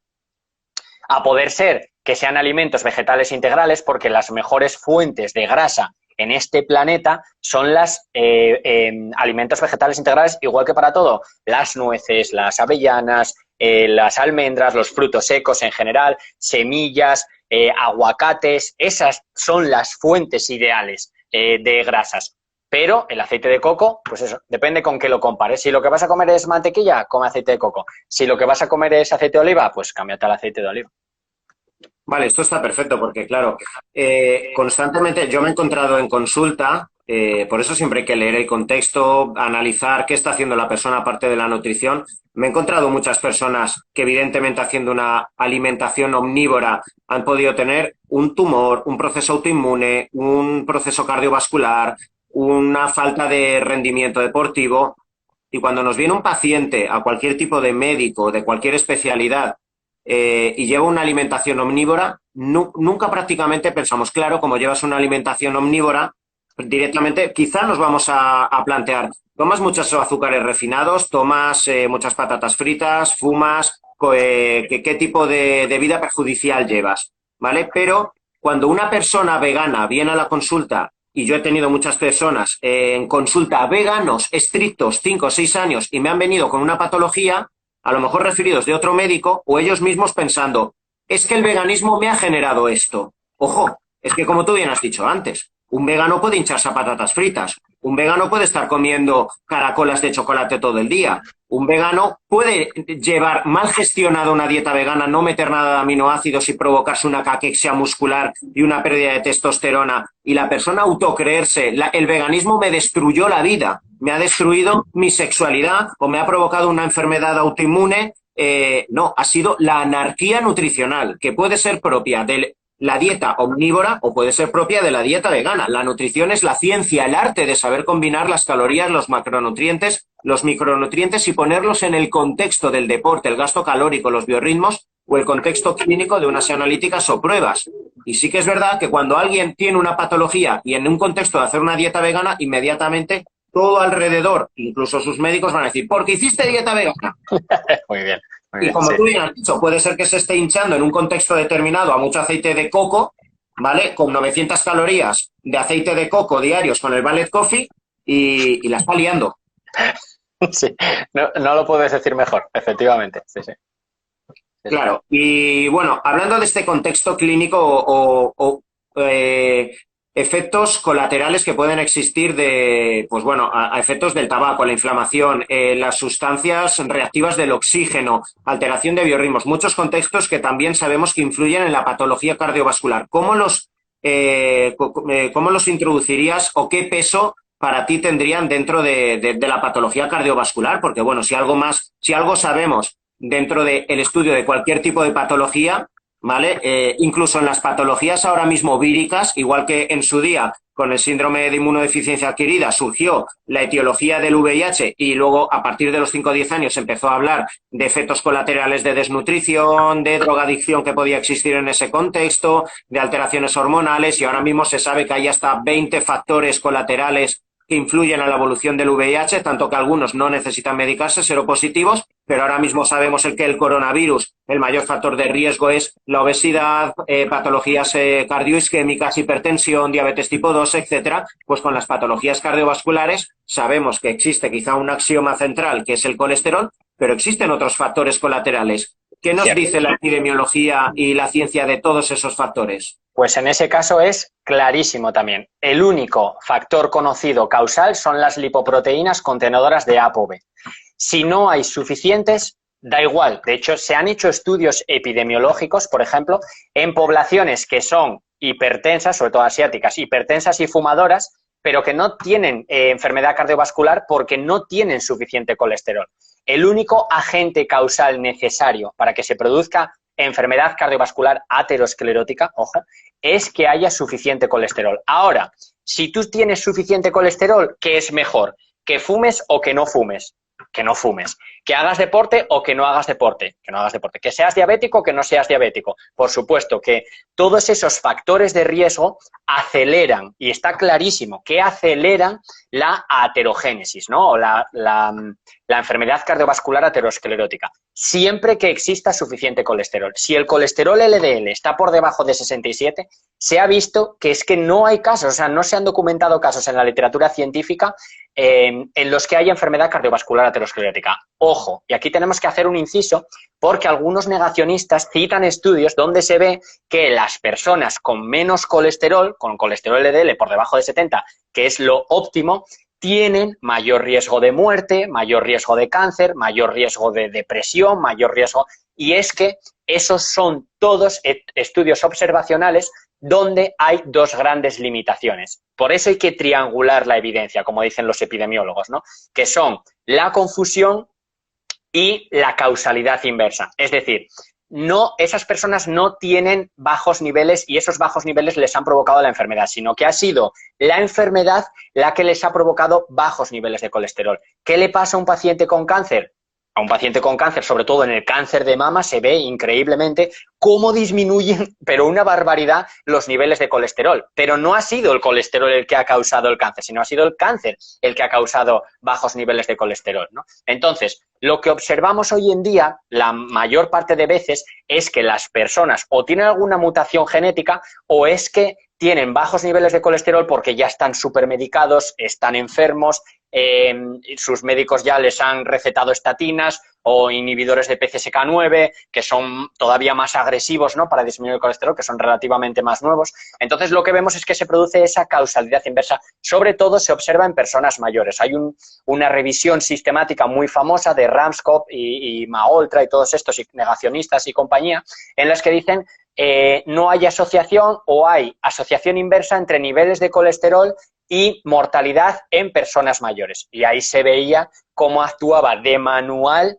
la causalidad inversa. ¿Por qué? Porque si eso fuese así, personas que nacen con niveles de colesterol incluso de 15 miligramos por decilitro, 20 o 30, deberían morirse mucho antes. Sin embargo, lo que vemos es que esa conocida, ¿no?, ese factor conocido como hipobetalipopproteinemia homocigótica se asocia a mayor longevidad. Cuanto menos colesterol de nacimiento tienen las personas, menor es su fragilidad cuando son mayores, incluso por encima de los 90 años. A menores niveles de colesterol, más fuerza. Sin embargo, eso solo se ve cuando son personas que han mantenido niveles bajos de colesterol durante toda su vida. Ver personas mayores con niveles bajos de colesterol no nos está diciendo absolutamente nada sobre los niveles de colesterol que han mantenido durante toda su vida. Y ahí es donde está el peligro, en la magnitud absoluta, la magnitud total de colesterol. Es que una persona haya mantenido niveles de 250 de colesterol durante toda su vida y cuando tú la estudias ya tiene niveles de 50, claro, pero después de haber mantenido toda su vida niveles enfermos de colesterol y haberse enfermado a causa de eso, ¿no? Entonces, bueno, eso, nada, es lo que tengo que decir. Vale, yo muchas veces me encuentro en consulta y este es uno de los... Bueno, y cuando tú acabes la carrera y empieces a tener tus primeros pacientes, te pasará. Una cosa es la idea con la que todo médico, todo nutricionista sale de la carrera. Una cosa es el idealismo y la magia interna que uno quiere desplegar con sus pacientes. La pasión con la que los primeros años uno va a consulta intentando desarrollar lo que uno en su mente sabe que va a ser el estándar de oro del tipo de nutrición que tiene que llevar nuestros pacientes para mejorar su salud, que debe ser nuestro primer objetivo, y luego los objetivos secundarios, como puede ser la composición estética, el rendimiento, una competición, etcétera. Pero luego te encuentras con muchísimas variables, ¿vale? Porque no trabajamos con máquinas, trabajamos con personas con problemas emocionales, con conflictos en su vida, con apegos a comidas, con compromisos sociales, con vidas familiares y parejas y amigos que comprenden o no comprenden.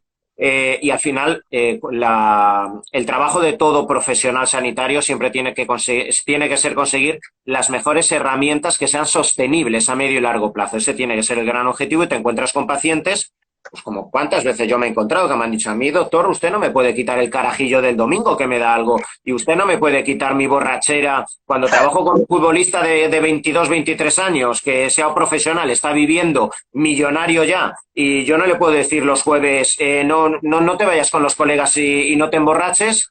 Porque es que encima el tío me dice, pero si me emborraché la semana pasada y el domingo marqué un hat-trick, ¿qué me estás contando? Pues me va a engañar y me va a decir, claro que sí, doctor, yo solo bebo agua, los cojones. Luego se va a beber todo y va a ir de empalada al entrenamiento, porque trabajamos con personas humanas, con su personalidad, sus conflictos. Entonces, todas estas personas que nos están leyendo, que al final todos absolutamente quieren mejorar su salud y quieren incorporar, en cierto modo, los beneficios de las plantas. Y si hay algo, eso sí que es verdad, que nos relata clarísimamente la literatura científica es a más plantas, a más cantidad de micronutrientes fitoquímicos, hidratos de carbono de media carga glucémica con cantidad elevada de fibra que no tenga alto impacto de insulina, mejor es la salud, mejor es la flexibilidad metabólica, etcétera.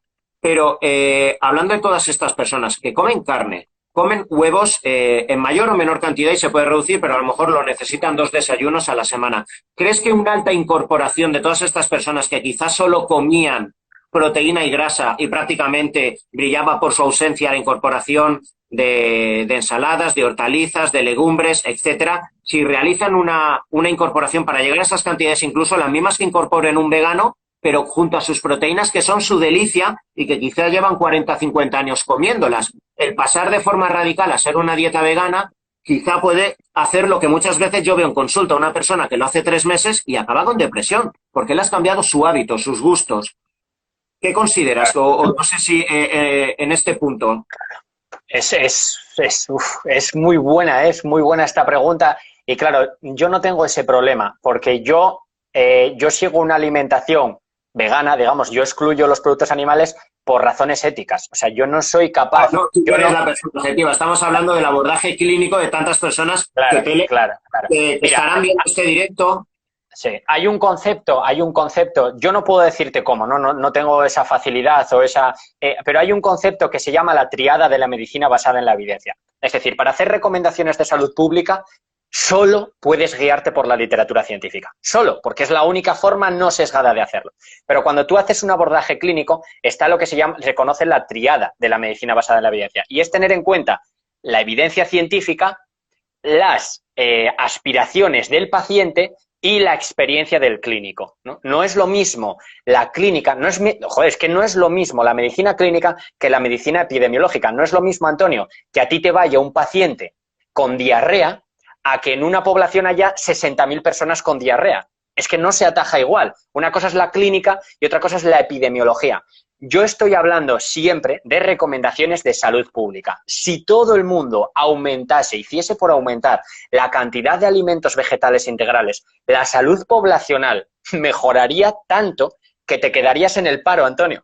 Te quedarías literalmente en el paro, ¿sabes? Entonces, de eso se trata, ¿no? Luego, en un abordaje más clínico, yo, sinceramente, no tengo absolutamente nada que decirle a un profesional tan brillante como tú, del que se puede aprender tanto, porque es que cualquier cosa que pueda decir metería la pata. Yo ya que me dejas así un poco explayarme, que vean Earthlings, que vean algún documental donde vean lo que pasan los animales para llegar a su plato, porque somos muy poco conscientes de lo que hay detrás, ¿no? Vivimos una vida en la que nosotros vamos al supermercado, cogemos la bandeja, lo llevamos y no somos conscientes de todo lo que hay detrás, ¿no? De ese ciclo de esclavitud, tortura, muerte.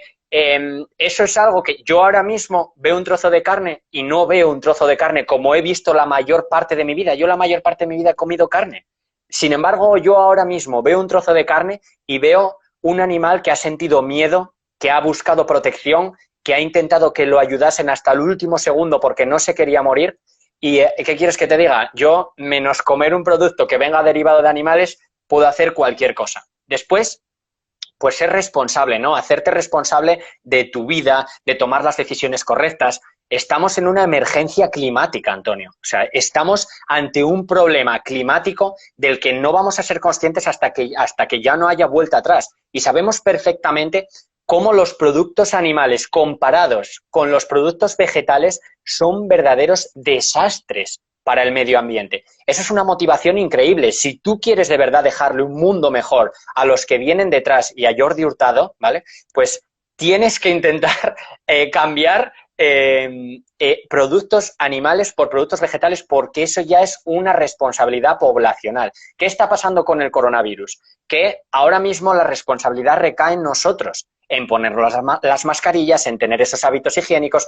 ¿Qué vemos en la población? Que se lo están pasando por el forro. Cuando dependía del gobierno y todos tuvimos que confinarnos, se acabó, se redujo, se bajó la curva. En cuanto empezó a depender de los seres humanos de a pie, otra vez, los rebrotes, ¿no? Pues adquirir esa responsabilidad con nuestro entorno, con nuestra descendencia, ¿no? De decir, oye, pues quiero hacer lo máximo por mi salud, por el planeta y por todos los que vendrán detrás, y voy a proponérmelo y voy a hacerlo con ello. Y me voy a poner en manos de un profesional que sea capaz de administrarme las dosis de fibra, no seamos burros, y de comer huevos y carne, pasemos a comer 60 gramos de fibra al día porque nos va a explotar el estómago, ¿vale? Y Es así, no tenemos... Es cuando al mes el paciente dice, el veganismo no es para mí.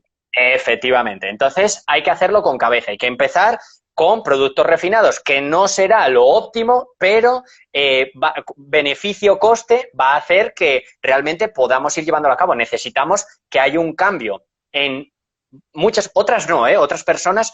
Yo, de la noche a la mañana, empecé a comer. Nunca tuve jamás ningún problema. Al contrario, todos los problemas digestivos que tenía. Pero sí es cierto que en la literatura científica se ha documentado que una parte de la población, ahora se está estudiando mucho el tema de la microbiota, que puede ser por eso, por las llamadas disbiosis, ¿no? El aumentar la carga de fibra de repente, explotan, ¿no? Y no pueden más. Y claro, no es lo que queremos. Queremos ser responsables y hacerlo paulatinamente. Y ahí un profesional pues puede ayudarte muchísimo. La literatura es muy clara en eso. La mayoría de las personas no van a tener ningún problema. Pero sí hay personas que al cambiar van a sentir síntomas. No van a enfermar, pero sí van a tener síntomas, el típico síntoma de hinchazón, de gases, flatulencias, lo que la gente llama mal llamado inflamación, que no tiene nada que ver con la inflamación, porque los niveles de inflamación bajan, pero eso que nota la gente, ¿no? Que se hincha y tal. Entonces, oye, una semana vamos a empezar por 10 gramos de fibra, a la siguiente 20, a la siguiente 30, y así poco a poco, ¿no? Que nuestro microbioma, como se llama ahora, antiguamente se llamaba flora intestinal, pues se vaya adaptando a nuestra nueva alimentación.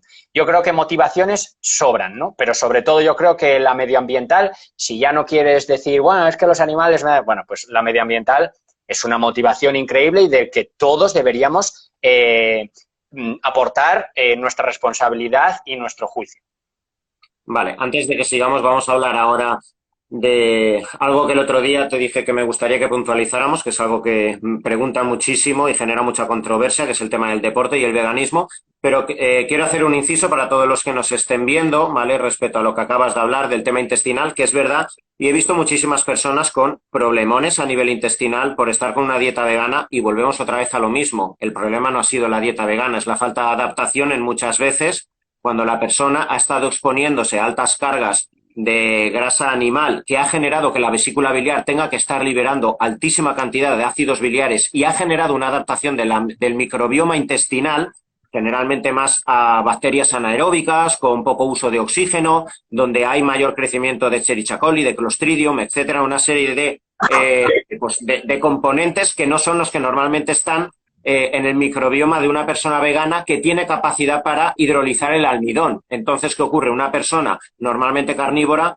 es almidón resistente y cuando se le genera una altísima carga a todas esas bacterias que están adaptadas a exponerse a los ácidos biliares, de la noche a la mañana, evidentemente, si te expones a altísimas cargas de almidón, vas a pegar unas fermentaciones que, como tú bien has dicho, no es inflamación, porque esto yo lo he visto en analíticas sanguíneas. Alguien con enfermedad de Crohn, por ejemplo, como tú bien has dicho, o colitis ulcerosa, permeabilidad intestinal, le haces una dieta vegana poco a poco y la calprotectina, la zonulina, determinados marcadores, la proteína C reactiva ultrasensible, de la que antes has hablado, empieza a bajar, ¿vale? Pero la persona viene que es que no puede ni respirar ni atarse los zapatos y al final la deja y dice la maldita dieta vegana. No, como todo, estamos hablando de herramientas igual que un fármaco. Si tú tomas un fármaco que se tiene que tomar cada 8 horas y lo tomas cada 3 horas, luego no digas que el fármaco te ha hecho esto. Si es lo mismo, medicina es medicina, me da igual utilizar los micronutrientes que no dejan de ser principios activos que van a actuar en receptores que un fármaco. Todo es medicina y todo trabajarlo siempre con coherencia.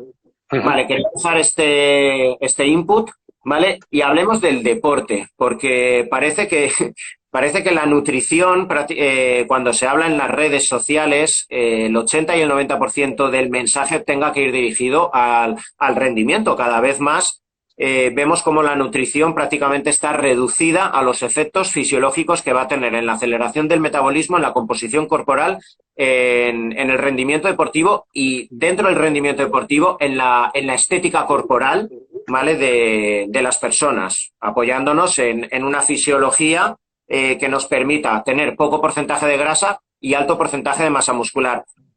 Como médico, lo que sí que tengo que decir ahí es que, por desgracia, esta búsqueda de una estética corporal determinada con porcentajes de grasa en los hombres de 6-7% y en mujeres de 15-16%, primero es antifisiológico y es antisaludable. Sí que es verdad, como tú bien has dicho, y yo que trabajo con muchísimos deportistas profesionales o modelos fitness, en muchas ocasiones sí que es verdad, en un contexto determinado y para conseguir una determinada puesta a punto, una competición de fitness o unas fotografías en alguien que se dedica a esto, muy probablemente tienes que entrar en cetosis y pasar determinadas épocas entrenando sin energía, etcétera. Los estragos que cualquier persona que ha competido fitness sabe que tiene en su salud y en su coco, pero sí que es verdad que hay que pasar por dietas cetogénicas, limitadas, con entrenamiento sin glucógeno, etcétera.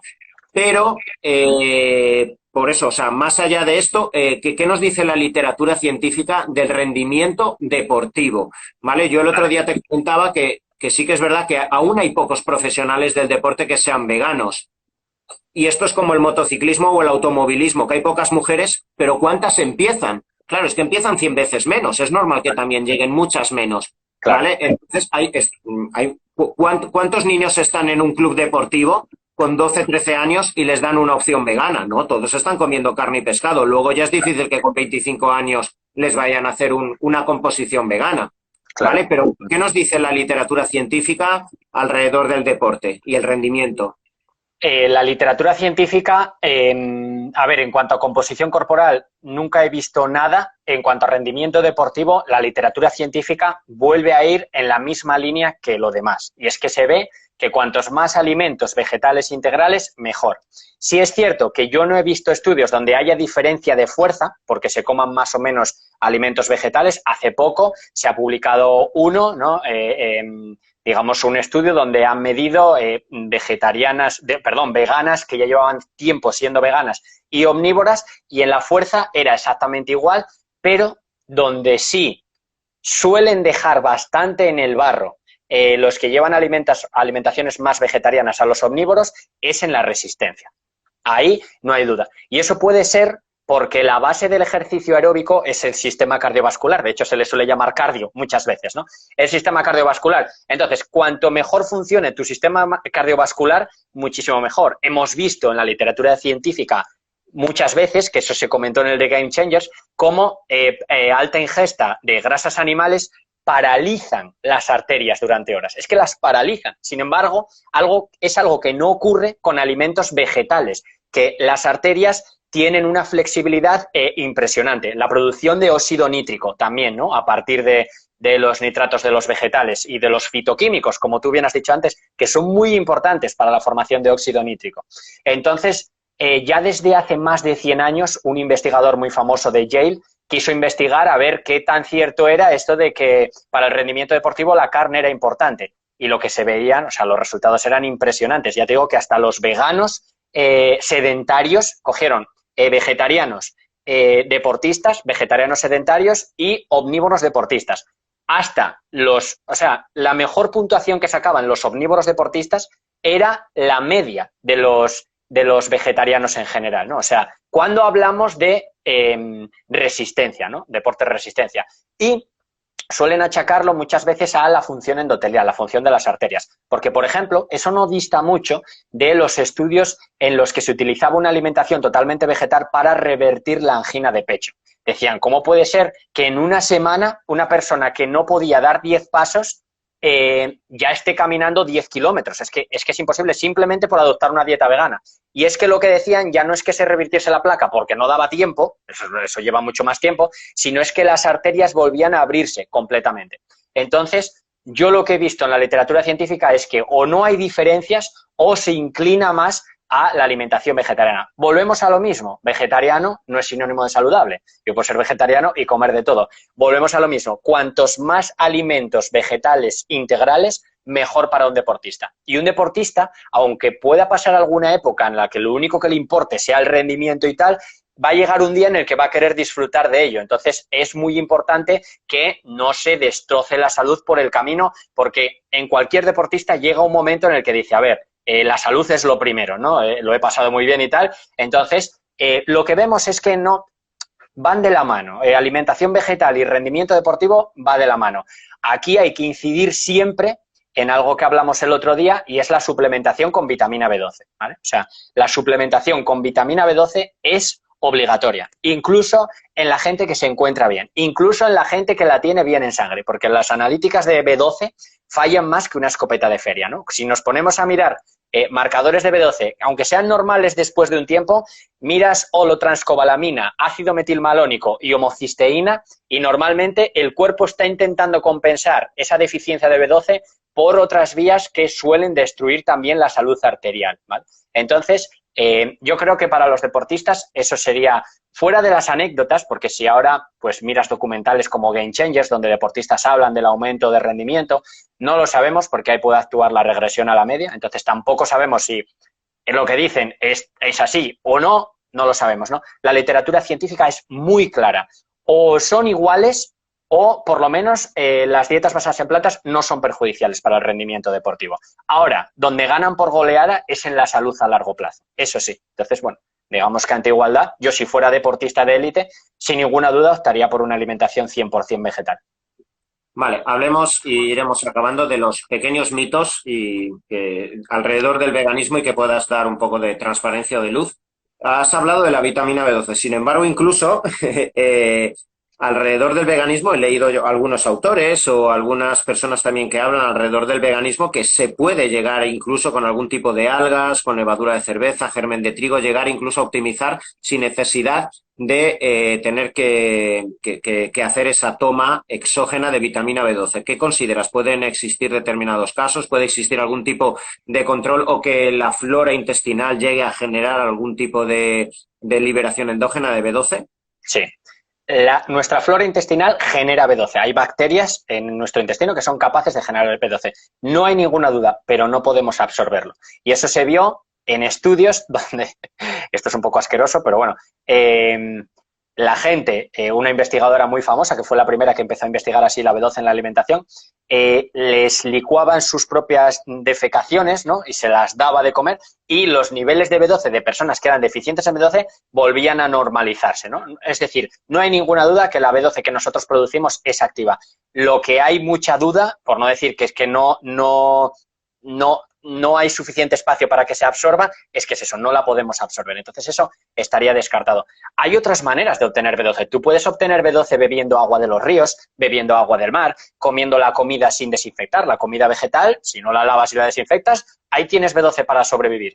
Puedes consumir B12 de alimentos fortificados. Sin embargo, aplicando la evidencia científica, la manera más inteligente y eficiente de obtener B12 en el mundo que vivimos el día de hoy es tomar un suplemento de vitamina B12. Hay gente que es así de fácil. Muchas veces también, incluso en ese intento de llevar al radicalismo el hecho de decir, mira, soy, porque lo he visto en algunas personas, soy vegano y aunque digan que hay que suplementar, pues yo no me suplemento y estoy sano. ¿Por qué? ¿Qué tienes que demostrar al mundo? ¿Qué tienes que demostrar ante Dios? Un omnívoro también toma aminoácidos después de entrenar. ¿Y qué pasa? Que nadie es más ni menos por tomar un suplemento. Claro, y además en este caso el suplemento está súper justificado. Si es que el ambiente higienizado en el que vivimos hace que no podamos consumir B12 de los vegetales. Si comiésemos los vegetales como los hemos comido durante los últimos 20 millones de años, donde no los desinfectábamos, no los lavábamos, cogíamos una raíz, un tubérculo que fuera, ¡pum!, para la boca. Ahí iba B12. Pero es que también nos moríamos de cólera, o de disentería, o de paludismo, ¿no? Entonces, tenemos lo mejor de los dos mundos. No tenemos por qué tener esas bacterias malas pero al limpiarlas también quitamos la B12. Pues te tomas el suplemento y ya está. Tampoco hay por qué comer carne, porque a la carne que todos comemos la suplementan con vitamina B12 a través de inyecciones o suplementando el pienso del ganado. Y de eso tampoco hay ninguna duda. La carne que come la gente, aunque la gente viva en el mundo idealizado de las carnes de pasto, si la gente comiese carne de pasto necesitaremos 27 planetas. Es así, ¿vale? Y yo soy asturiano y sé de lo que hablo, ¿no? La carne que todo el mundo come está suplementada, tanto el pescado, todo está suplementado con vitamina B12. Es decir, puedes o tomar suplementos a través de un animal al que ya le han dado un suplemento, o puedes tomarte tú directamente el suplemento, que normalmente son 2.000, 2.500 microgramos una vez a la semana. Y es para eso los seres humanos hemos adquirido ese afán explorador para saber lo que es mejor para nuestra salud. Pues la literatura científica es clara, macho. Si no tomas suplemento de B12 y eres vegano, vas a tener la misma mortalidad que los omnívoros. Y eso se ha visto en el EPIC Study. Se ha visto y es un estudio que deberíamos poner siempre de ejemplo, ¿no? Vegetarianos y veganos con los mismos ataques al corazón y la misma mortalidad que los omnívoros. ¿Cómo puede ser eso? 0,12 microgramos de B12 a la semana. Claro, pues es que te estás muriendo de deficiencia de B12. La B12 es esencial. Te tomas el suplemento y ya está. Vale, el tema del hierro, ¿vale? Que sabemos que, bueno, y esto yo lo he verificado con muchísimas personas veganas. Sí que es verdad que para mí hay un factor extra positivo en la persona que a largo plazo lleva una dieta vegana, que es en realidad esa carencia en cierto modo de hierro, porque bueno, el grupo hemo al disminuirse también favorece que se deposite menos hierro y que haya niveles de ferritina más disminuidos, lo cual cada vez sabemos que genera más inflamación en el organismo, genera más hematocrito, más producción de glóbulos rojos y más densidad sanguínea. Eso genera más hipertensión, más hipercoagulabilidad y más patologías cardiovasculares. Y esto es clarísimo. Yo lo veo constantemente en personas veganas que su hematocrito y su nivel de ferritina suele estar muy desplomada, sobre todo en mujeres en edad fértil, ¿vale? Que además tienen ese sangrado mensual. ¿Qué nos puedes decir del hierro? ¿Hasta qué punto consideras que debe tomarse, ¿no? O con una dieta bien balanceada vegana no hace falta recurrir. Vale, lo primero que tenemos que tener claro es que a nivel poblacional los veganos no tienen mayor prevalencia de anemia que los omnívoros. Es exactamente la misma, no hay ninguna diferencia significativa, ¿vale? Esto ya nos da alguna pista, ¿no? ¿Qué pasa con el hierro hemo? El hierro hemo, claro, el hierro hemo, que es una parte del que van los productos animales, la mayor parte es hierro no hemo, pero una parte sí es hierro hemo, ¿no?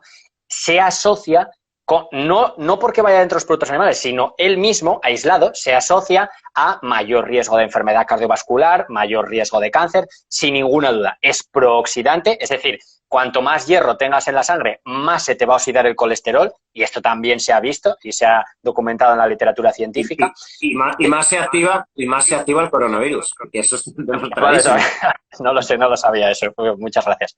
¿Qué pasa? Se suele decir que el hierro no hemo, que es el que está siempre presente en los vegetales, se absorbe peor. Y esto no es así. El hierro no hemo se absorbe dependiendo de la propia homeostasis del cuerpo. Es decir, el hierro no hemo nos protege contra las sobrecargas de hierro, porque tan peligroso es niveles bajos de hierro como niveles altos de hierro, ¿no? Entonces, el hierro no hemo nos protege ante esta sobrecarga. ¿Qué pasa? Que en edad fértil de una mujer, como tú bien dices, sí que se suele recomendar que comidas que pueden ser fuente de hierro, como por ejemplo las legumbres, el alimento superestrella de la longevidad, los cereales integrales, los frutos secos, que son fuente de hierro. De hecho, son tan fuente de hierro que los veganos suelen consumir el doble de hierro que los omnívoros, se ve en muchos estudios, ¿no?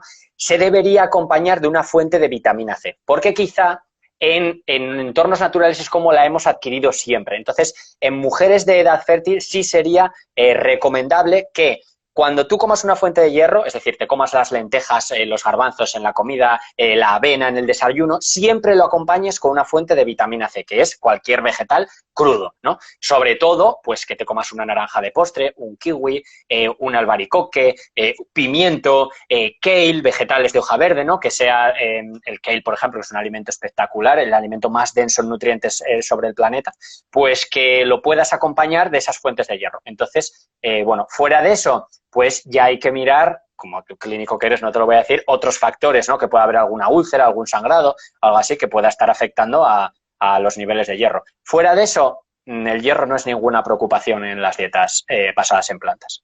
Vale, el mito que, bueno, yo creo que cada vez es más obsoleto, que creo que surgió en los años 80, 90, no sé alrededor de quién surgió la necesidad de la mezcla de aminoácidos limitantes, ¿vale? Con pseudocereales y con legumbres, frutos secos, semillas, etcétera, en una misma comida, cuando al final también la propia nutrición nos indica que la incorporación de aminoácidos, si está garantizada a lo largo de la semana, independientemente de las fuentes, pues vamos a conseguir que existan esos ladrillos de construcción para generar el anabolismo. Pero bueno, ¿qué dirías a mucha gente que sigue con esa duda existencial si en una misma comida tiene que estudiar? Porque eso es un engorro. O sea, la gente que hace así la dieta vegana, si tiene que mirar dónde falta un aminoácido y con qué lo tengo que hacer, de verdad, solo por el aburrimiento te vas a morir antes. Dices, anda, hazla tú si quieres, ¿sabes? Déjame en paz. Claro. Sí, nada, pues como tú bien has dicho, es un mito, ya ha sido superado, ¿no? Hace muchísimo tiempo ya se publicó una revisión sobre mitos y hechos sobre las proteínas y nada que ver. O sea, no hay que mezclar proteínas, ni mirar una fuente, ni otra. Simplemente, ¿en qué se basa una alimentación saludable para un ser humano? Pues en que haya verduras, en que haya frutas, legumbres, cereales integrales, frutos secos, semillas. La variedad también es muy importante. Y si hay variedad y si estamos consumiendo las calorías suficientes, es, Antonio, matemáticamente imposible que no tengas los suficientes aminoácidos. ¿Qué pasa? Tú lo comentaste antes muy bien y eso es un gran problema. La gente se quiere llevar una alimentación basada en plantas y se pone a comer, juntando verduras y tal, las mismas cantidades que cuando consumía alimentos, productos animales que son más densos energéticamente, no más densos en nutrientes, sino energéticamente, ¿no? Entonces, claro, estás comiendo la cantidad, pero a lo mejor estás comiendo 500 calorías menos en cada comida. Entonces, hay personas que no están llegando a la recomendación mínima de calorías. Y ahí sí es donde puede ser un problema los nutrientes, los macronutrientes, los micronutrientes. Si sabes balancearlo, es decir, comer una comida que sea suficiente en calorías, ¿cómo se hace eso? ¿Estudiando? No. Sabes que en todas las comidas tiene que haber o cereales integrales o legumbres, ¿no? Una fuente de grasa, el aguacate, los frutos secos. Es decir, llevar una alimentación variada. ¿Qué nos cuesta? Lentejas, garbanzos, judías, soja incluso si quieres, lechuga, tomate, zanahorias, patatas, batata, boniato. Si es que tienes 40, pues mientras sea variado, no tienes que tener ningún problema. Ahora, si desayunas un zumo con un bollo, comes, pues eso, una pizza vegana y cenas una... Pues entonces, ¿qué quieres, macho? Es que es lo que tú dijiste antes, es que diste una clase magistral en 5 minutos. Lo que dijiste es así, ¿no? No es culpa de la dieta, sino de que estás yendo a los procesados, estás yendo a alimentos que no son recomendables en ningún contexto. Basado en alimentos reales, de verdad, como los encontramos en la naturaleza, no hay ningún problema tampoco. Vale, genial. El omega 3, algo que preocupa también a la gente. ¿Qué nos puedes decir? Muy buen tema. El omega 3, el único omega 3 esencial es el ALA, ¿vale? El ácido alfa-linolénico, que ese está por doquier en todo el reino vegetal. Todos los vegetales llevan ALA, las legumbres, todos llevan ALA, ¿no? En diferentes proporciones. Luego están los de cadena larga, ¿no? Que son los más famosos, digamos, los que todo el mundo conoce, que son el EPA y el DHA. En una dieta de alimentos vegetales integrales, nuestro cuerpo produce a partir del ALA el DHA y el EPA que necesita. Por eso no son esenciales. La conversión suele ser, digamos, de media, podría ser en una dieta normal un 3,9%. La gente dice, ostras, qué poco, es que no es suficiente.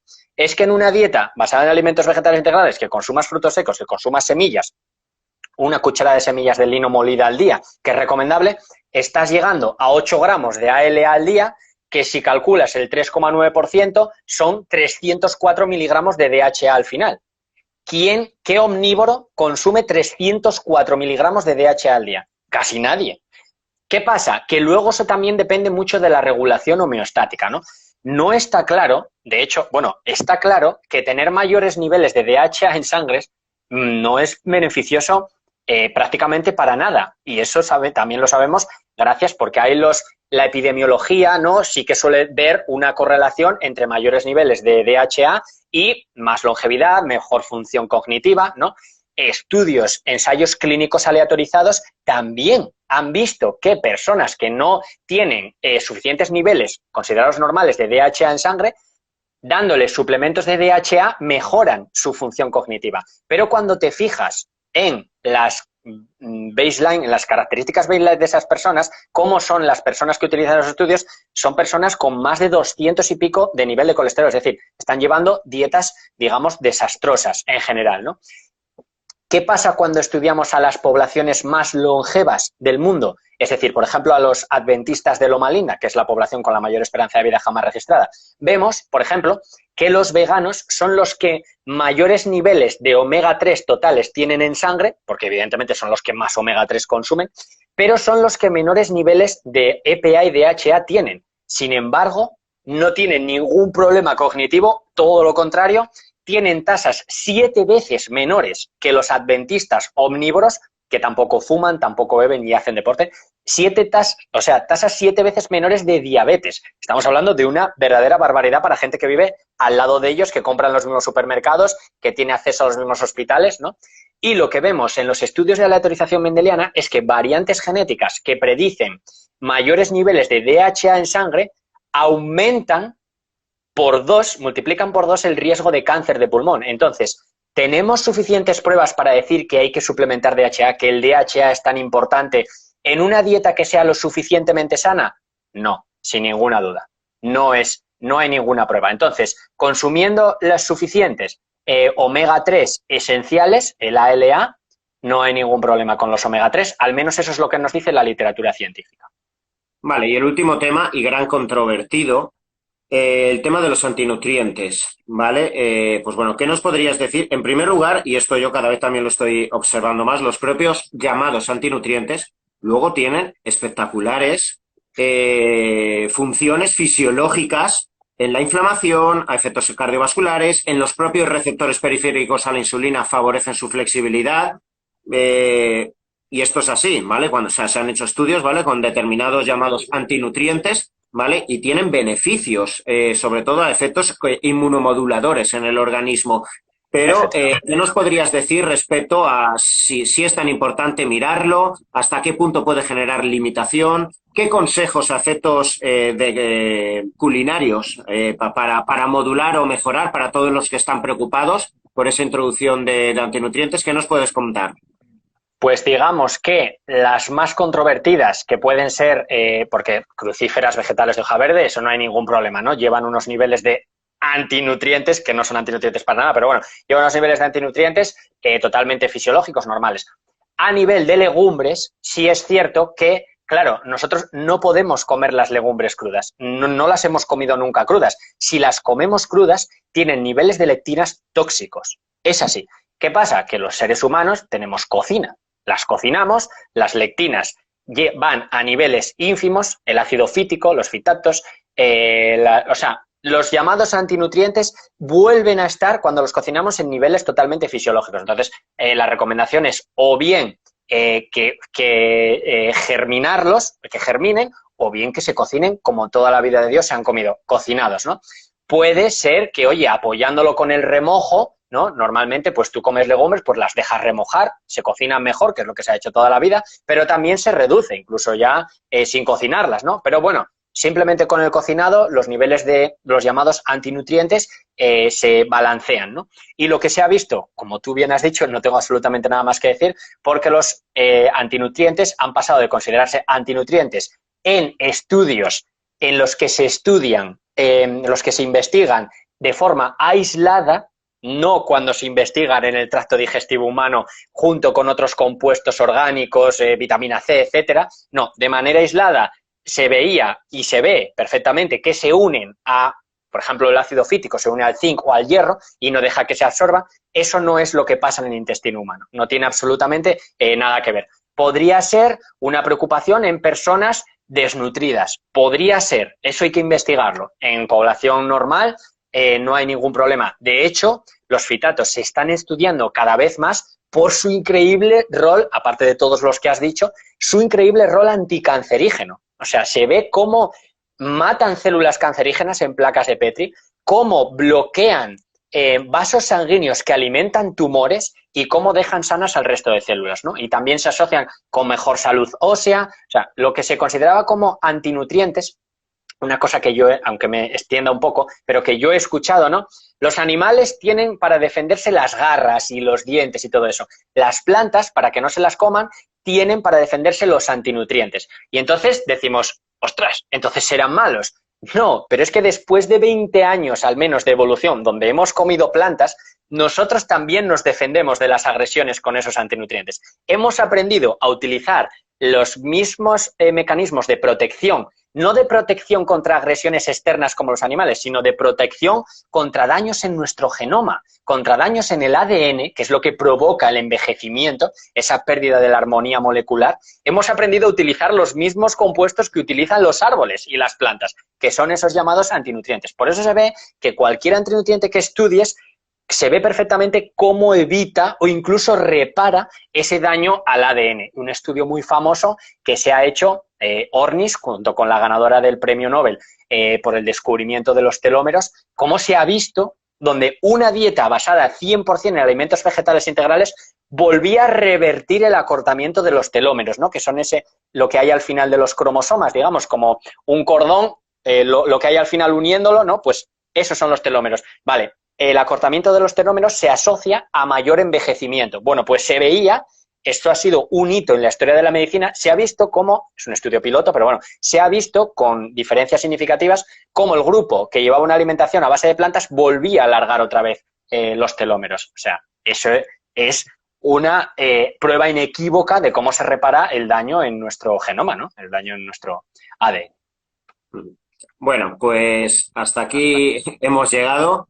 Bueno, a todos los que nos habéis seguido, nos vamos a ir a las 2 horas. Bueno, esto es lo bonito de vivir con pasión y hablar de temas, pues bueno, que nos apasionan tanto a Gonzalo y a mí como a muchos de vosotros que nos estáis siguiendo. Y esta es la maravilla de hablar de pasiones, que se pasan los minutos y uno dice, madre mía, 2 horas aquí y seguiríamos seguro hablando hasta mañana, que sí, Gonzalo. Ya te digo, Antonio, ya te digo. Vale, entonces muchísimas gracias a todos los que habéis estado aquí escuchándonos, meditando todas las propuestas y todas las resoluciones que nos ha estado ilustrando Gonzalo. Ante todo, dar las gracias a Gonzalo. Yo sé que en un mundo donde aparentemente hay unos paradigmas o donde hay unos dogmas, ser el primero o ser de los pocos que habla pues con propuestas que van en contra de la tendencia general siempre es difícil. Yo hace 5 o 6 años, cuando empecé a hablar del ayuno intermitente, cuando empecé a hablar de la flexibilidad metabólica, pues también era la comidilla de muchos amigos míos de promoción, de otros médicos, etcétera. Y pues bueno, y esto es lo que implica estudiar la ciencia, lo que implica abrir la mente, lo que implica atreverse a dar un paso hacia adelante en contra de las opiniones mayoritarias. ¿Vale? Y más allá de que penséis que tiene o no razón Gonzalo, sobre todo lo más importante y la intención que tengo yo, que tiene Gonzalo y que tiene absolutamente, creo, todo divulgador, es depositar una semilla en absolutamente todas las personas que nos escucháis para que a partir de ahí vaya creciendo la curiosidad, porque la curiosidad es la que permite que luego uno vaya indagando y que ya no se convierta simplemente en una oveja que va siguiendo en el rebaño lo que se dice desde arriba, ¿vale? Es ahí cuando vamos a poder adquirir las herramientas y la responsabilidad nutricional, saludable, emocional y la coherencia que tenemos que tener con nuestro entorno, cada uno la que tiene que tener consigo mismo. Tampoco se puede imponer una ideología emocional que alguien tiene con los animales a alguien que aún no le ha llegado su momento, ¿vale? Entonces esto yo lo veo constantemente en consulta, ¿vale? Y si tú a alguien, por mucho que le intentes meter por la cabeza pues una determinada ideología emocional, se siente hasta con sentimiento de culpa por no vivir como tú. Entonces, al final, esta ha sido nuestra intención, ¿vale? Muchos de vosotros consideraréis que hay algo de razón en Gonzalo, mucha razón o no hay nada, da igual, ¿vale? Estoy seguro que la intención de Gonzalo no es convenceros, simplemente hablar con esa pasión con la que él siempre habla para dar esa información y que a partir de ahí vosotros seáis libres porque la información y el conocimiento es poder y es libertad. Y muchas gracias, Gonzalo, por tu involucración, por toda esa pasión. Te animo a seguir investigando, divulgando con esa pasión con la que lo haces y abriendo mentes en quien te quiera seguir. Muy bien, pues muchísimas gracias a ti. Es un placer y un honor, bueno, como sabrás, ¿no? Cuando empiezas a a divulgar o a hacer cosas que gente como tú, tan increíblemente inteligente, que llega tan bien a la gente, que le pone tanta pasión a lo que hace, pues que me tenga en cuenta, para mí ya es un sueño. O sea, esta noche no voy a dormir simplemente por haber podido estar aquí, de verdad, porque es, vamos, increíble. Ahora seguro que soy la envidia de todo el mundo por haber podido hablar contigo. Así que muchísimas gracias. No voy a olvidar nunca, nunca, jamás, que tú has sido el primero que ha contado conmigo, y es así, el primero que se puso en contacto conmigo. Eso no lo voy a olvidar nunca, Antonio. Así que te digo de corazón que es un honor, que aquí me tienes para lo que necesites y que me ha encantado hablar contigo. Así que nada, Genial. muchísimas Pues gracias. nada, hasta la próxima a todos y a ti, Gonzalo. Hasta Vale, pronto. igual. Chao. Hasta Chao, chao. luego.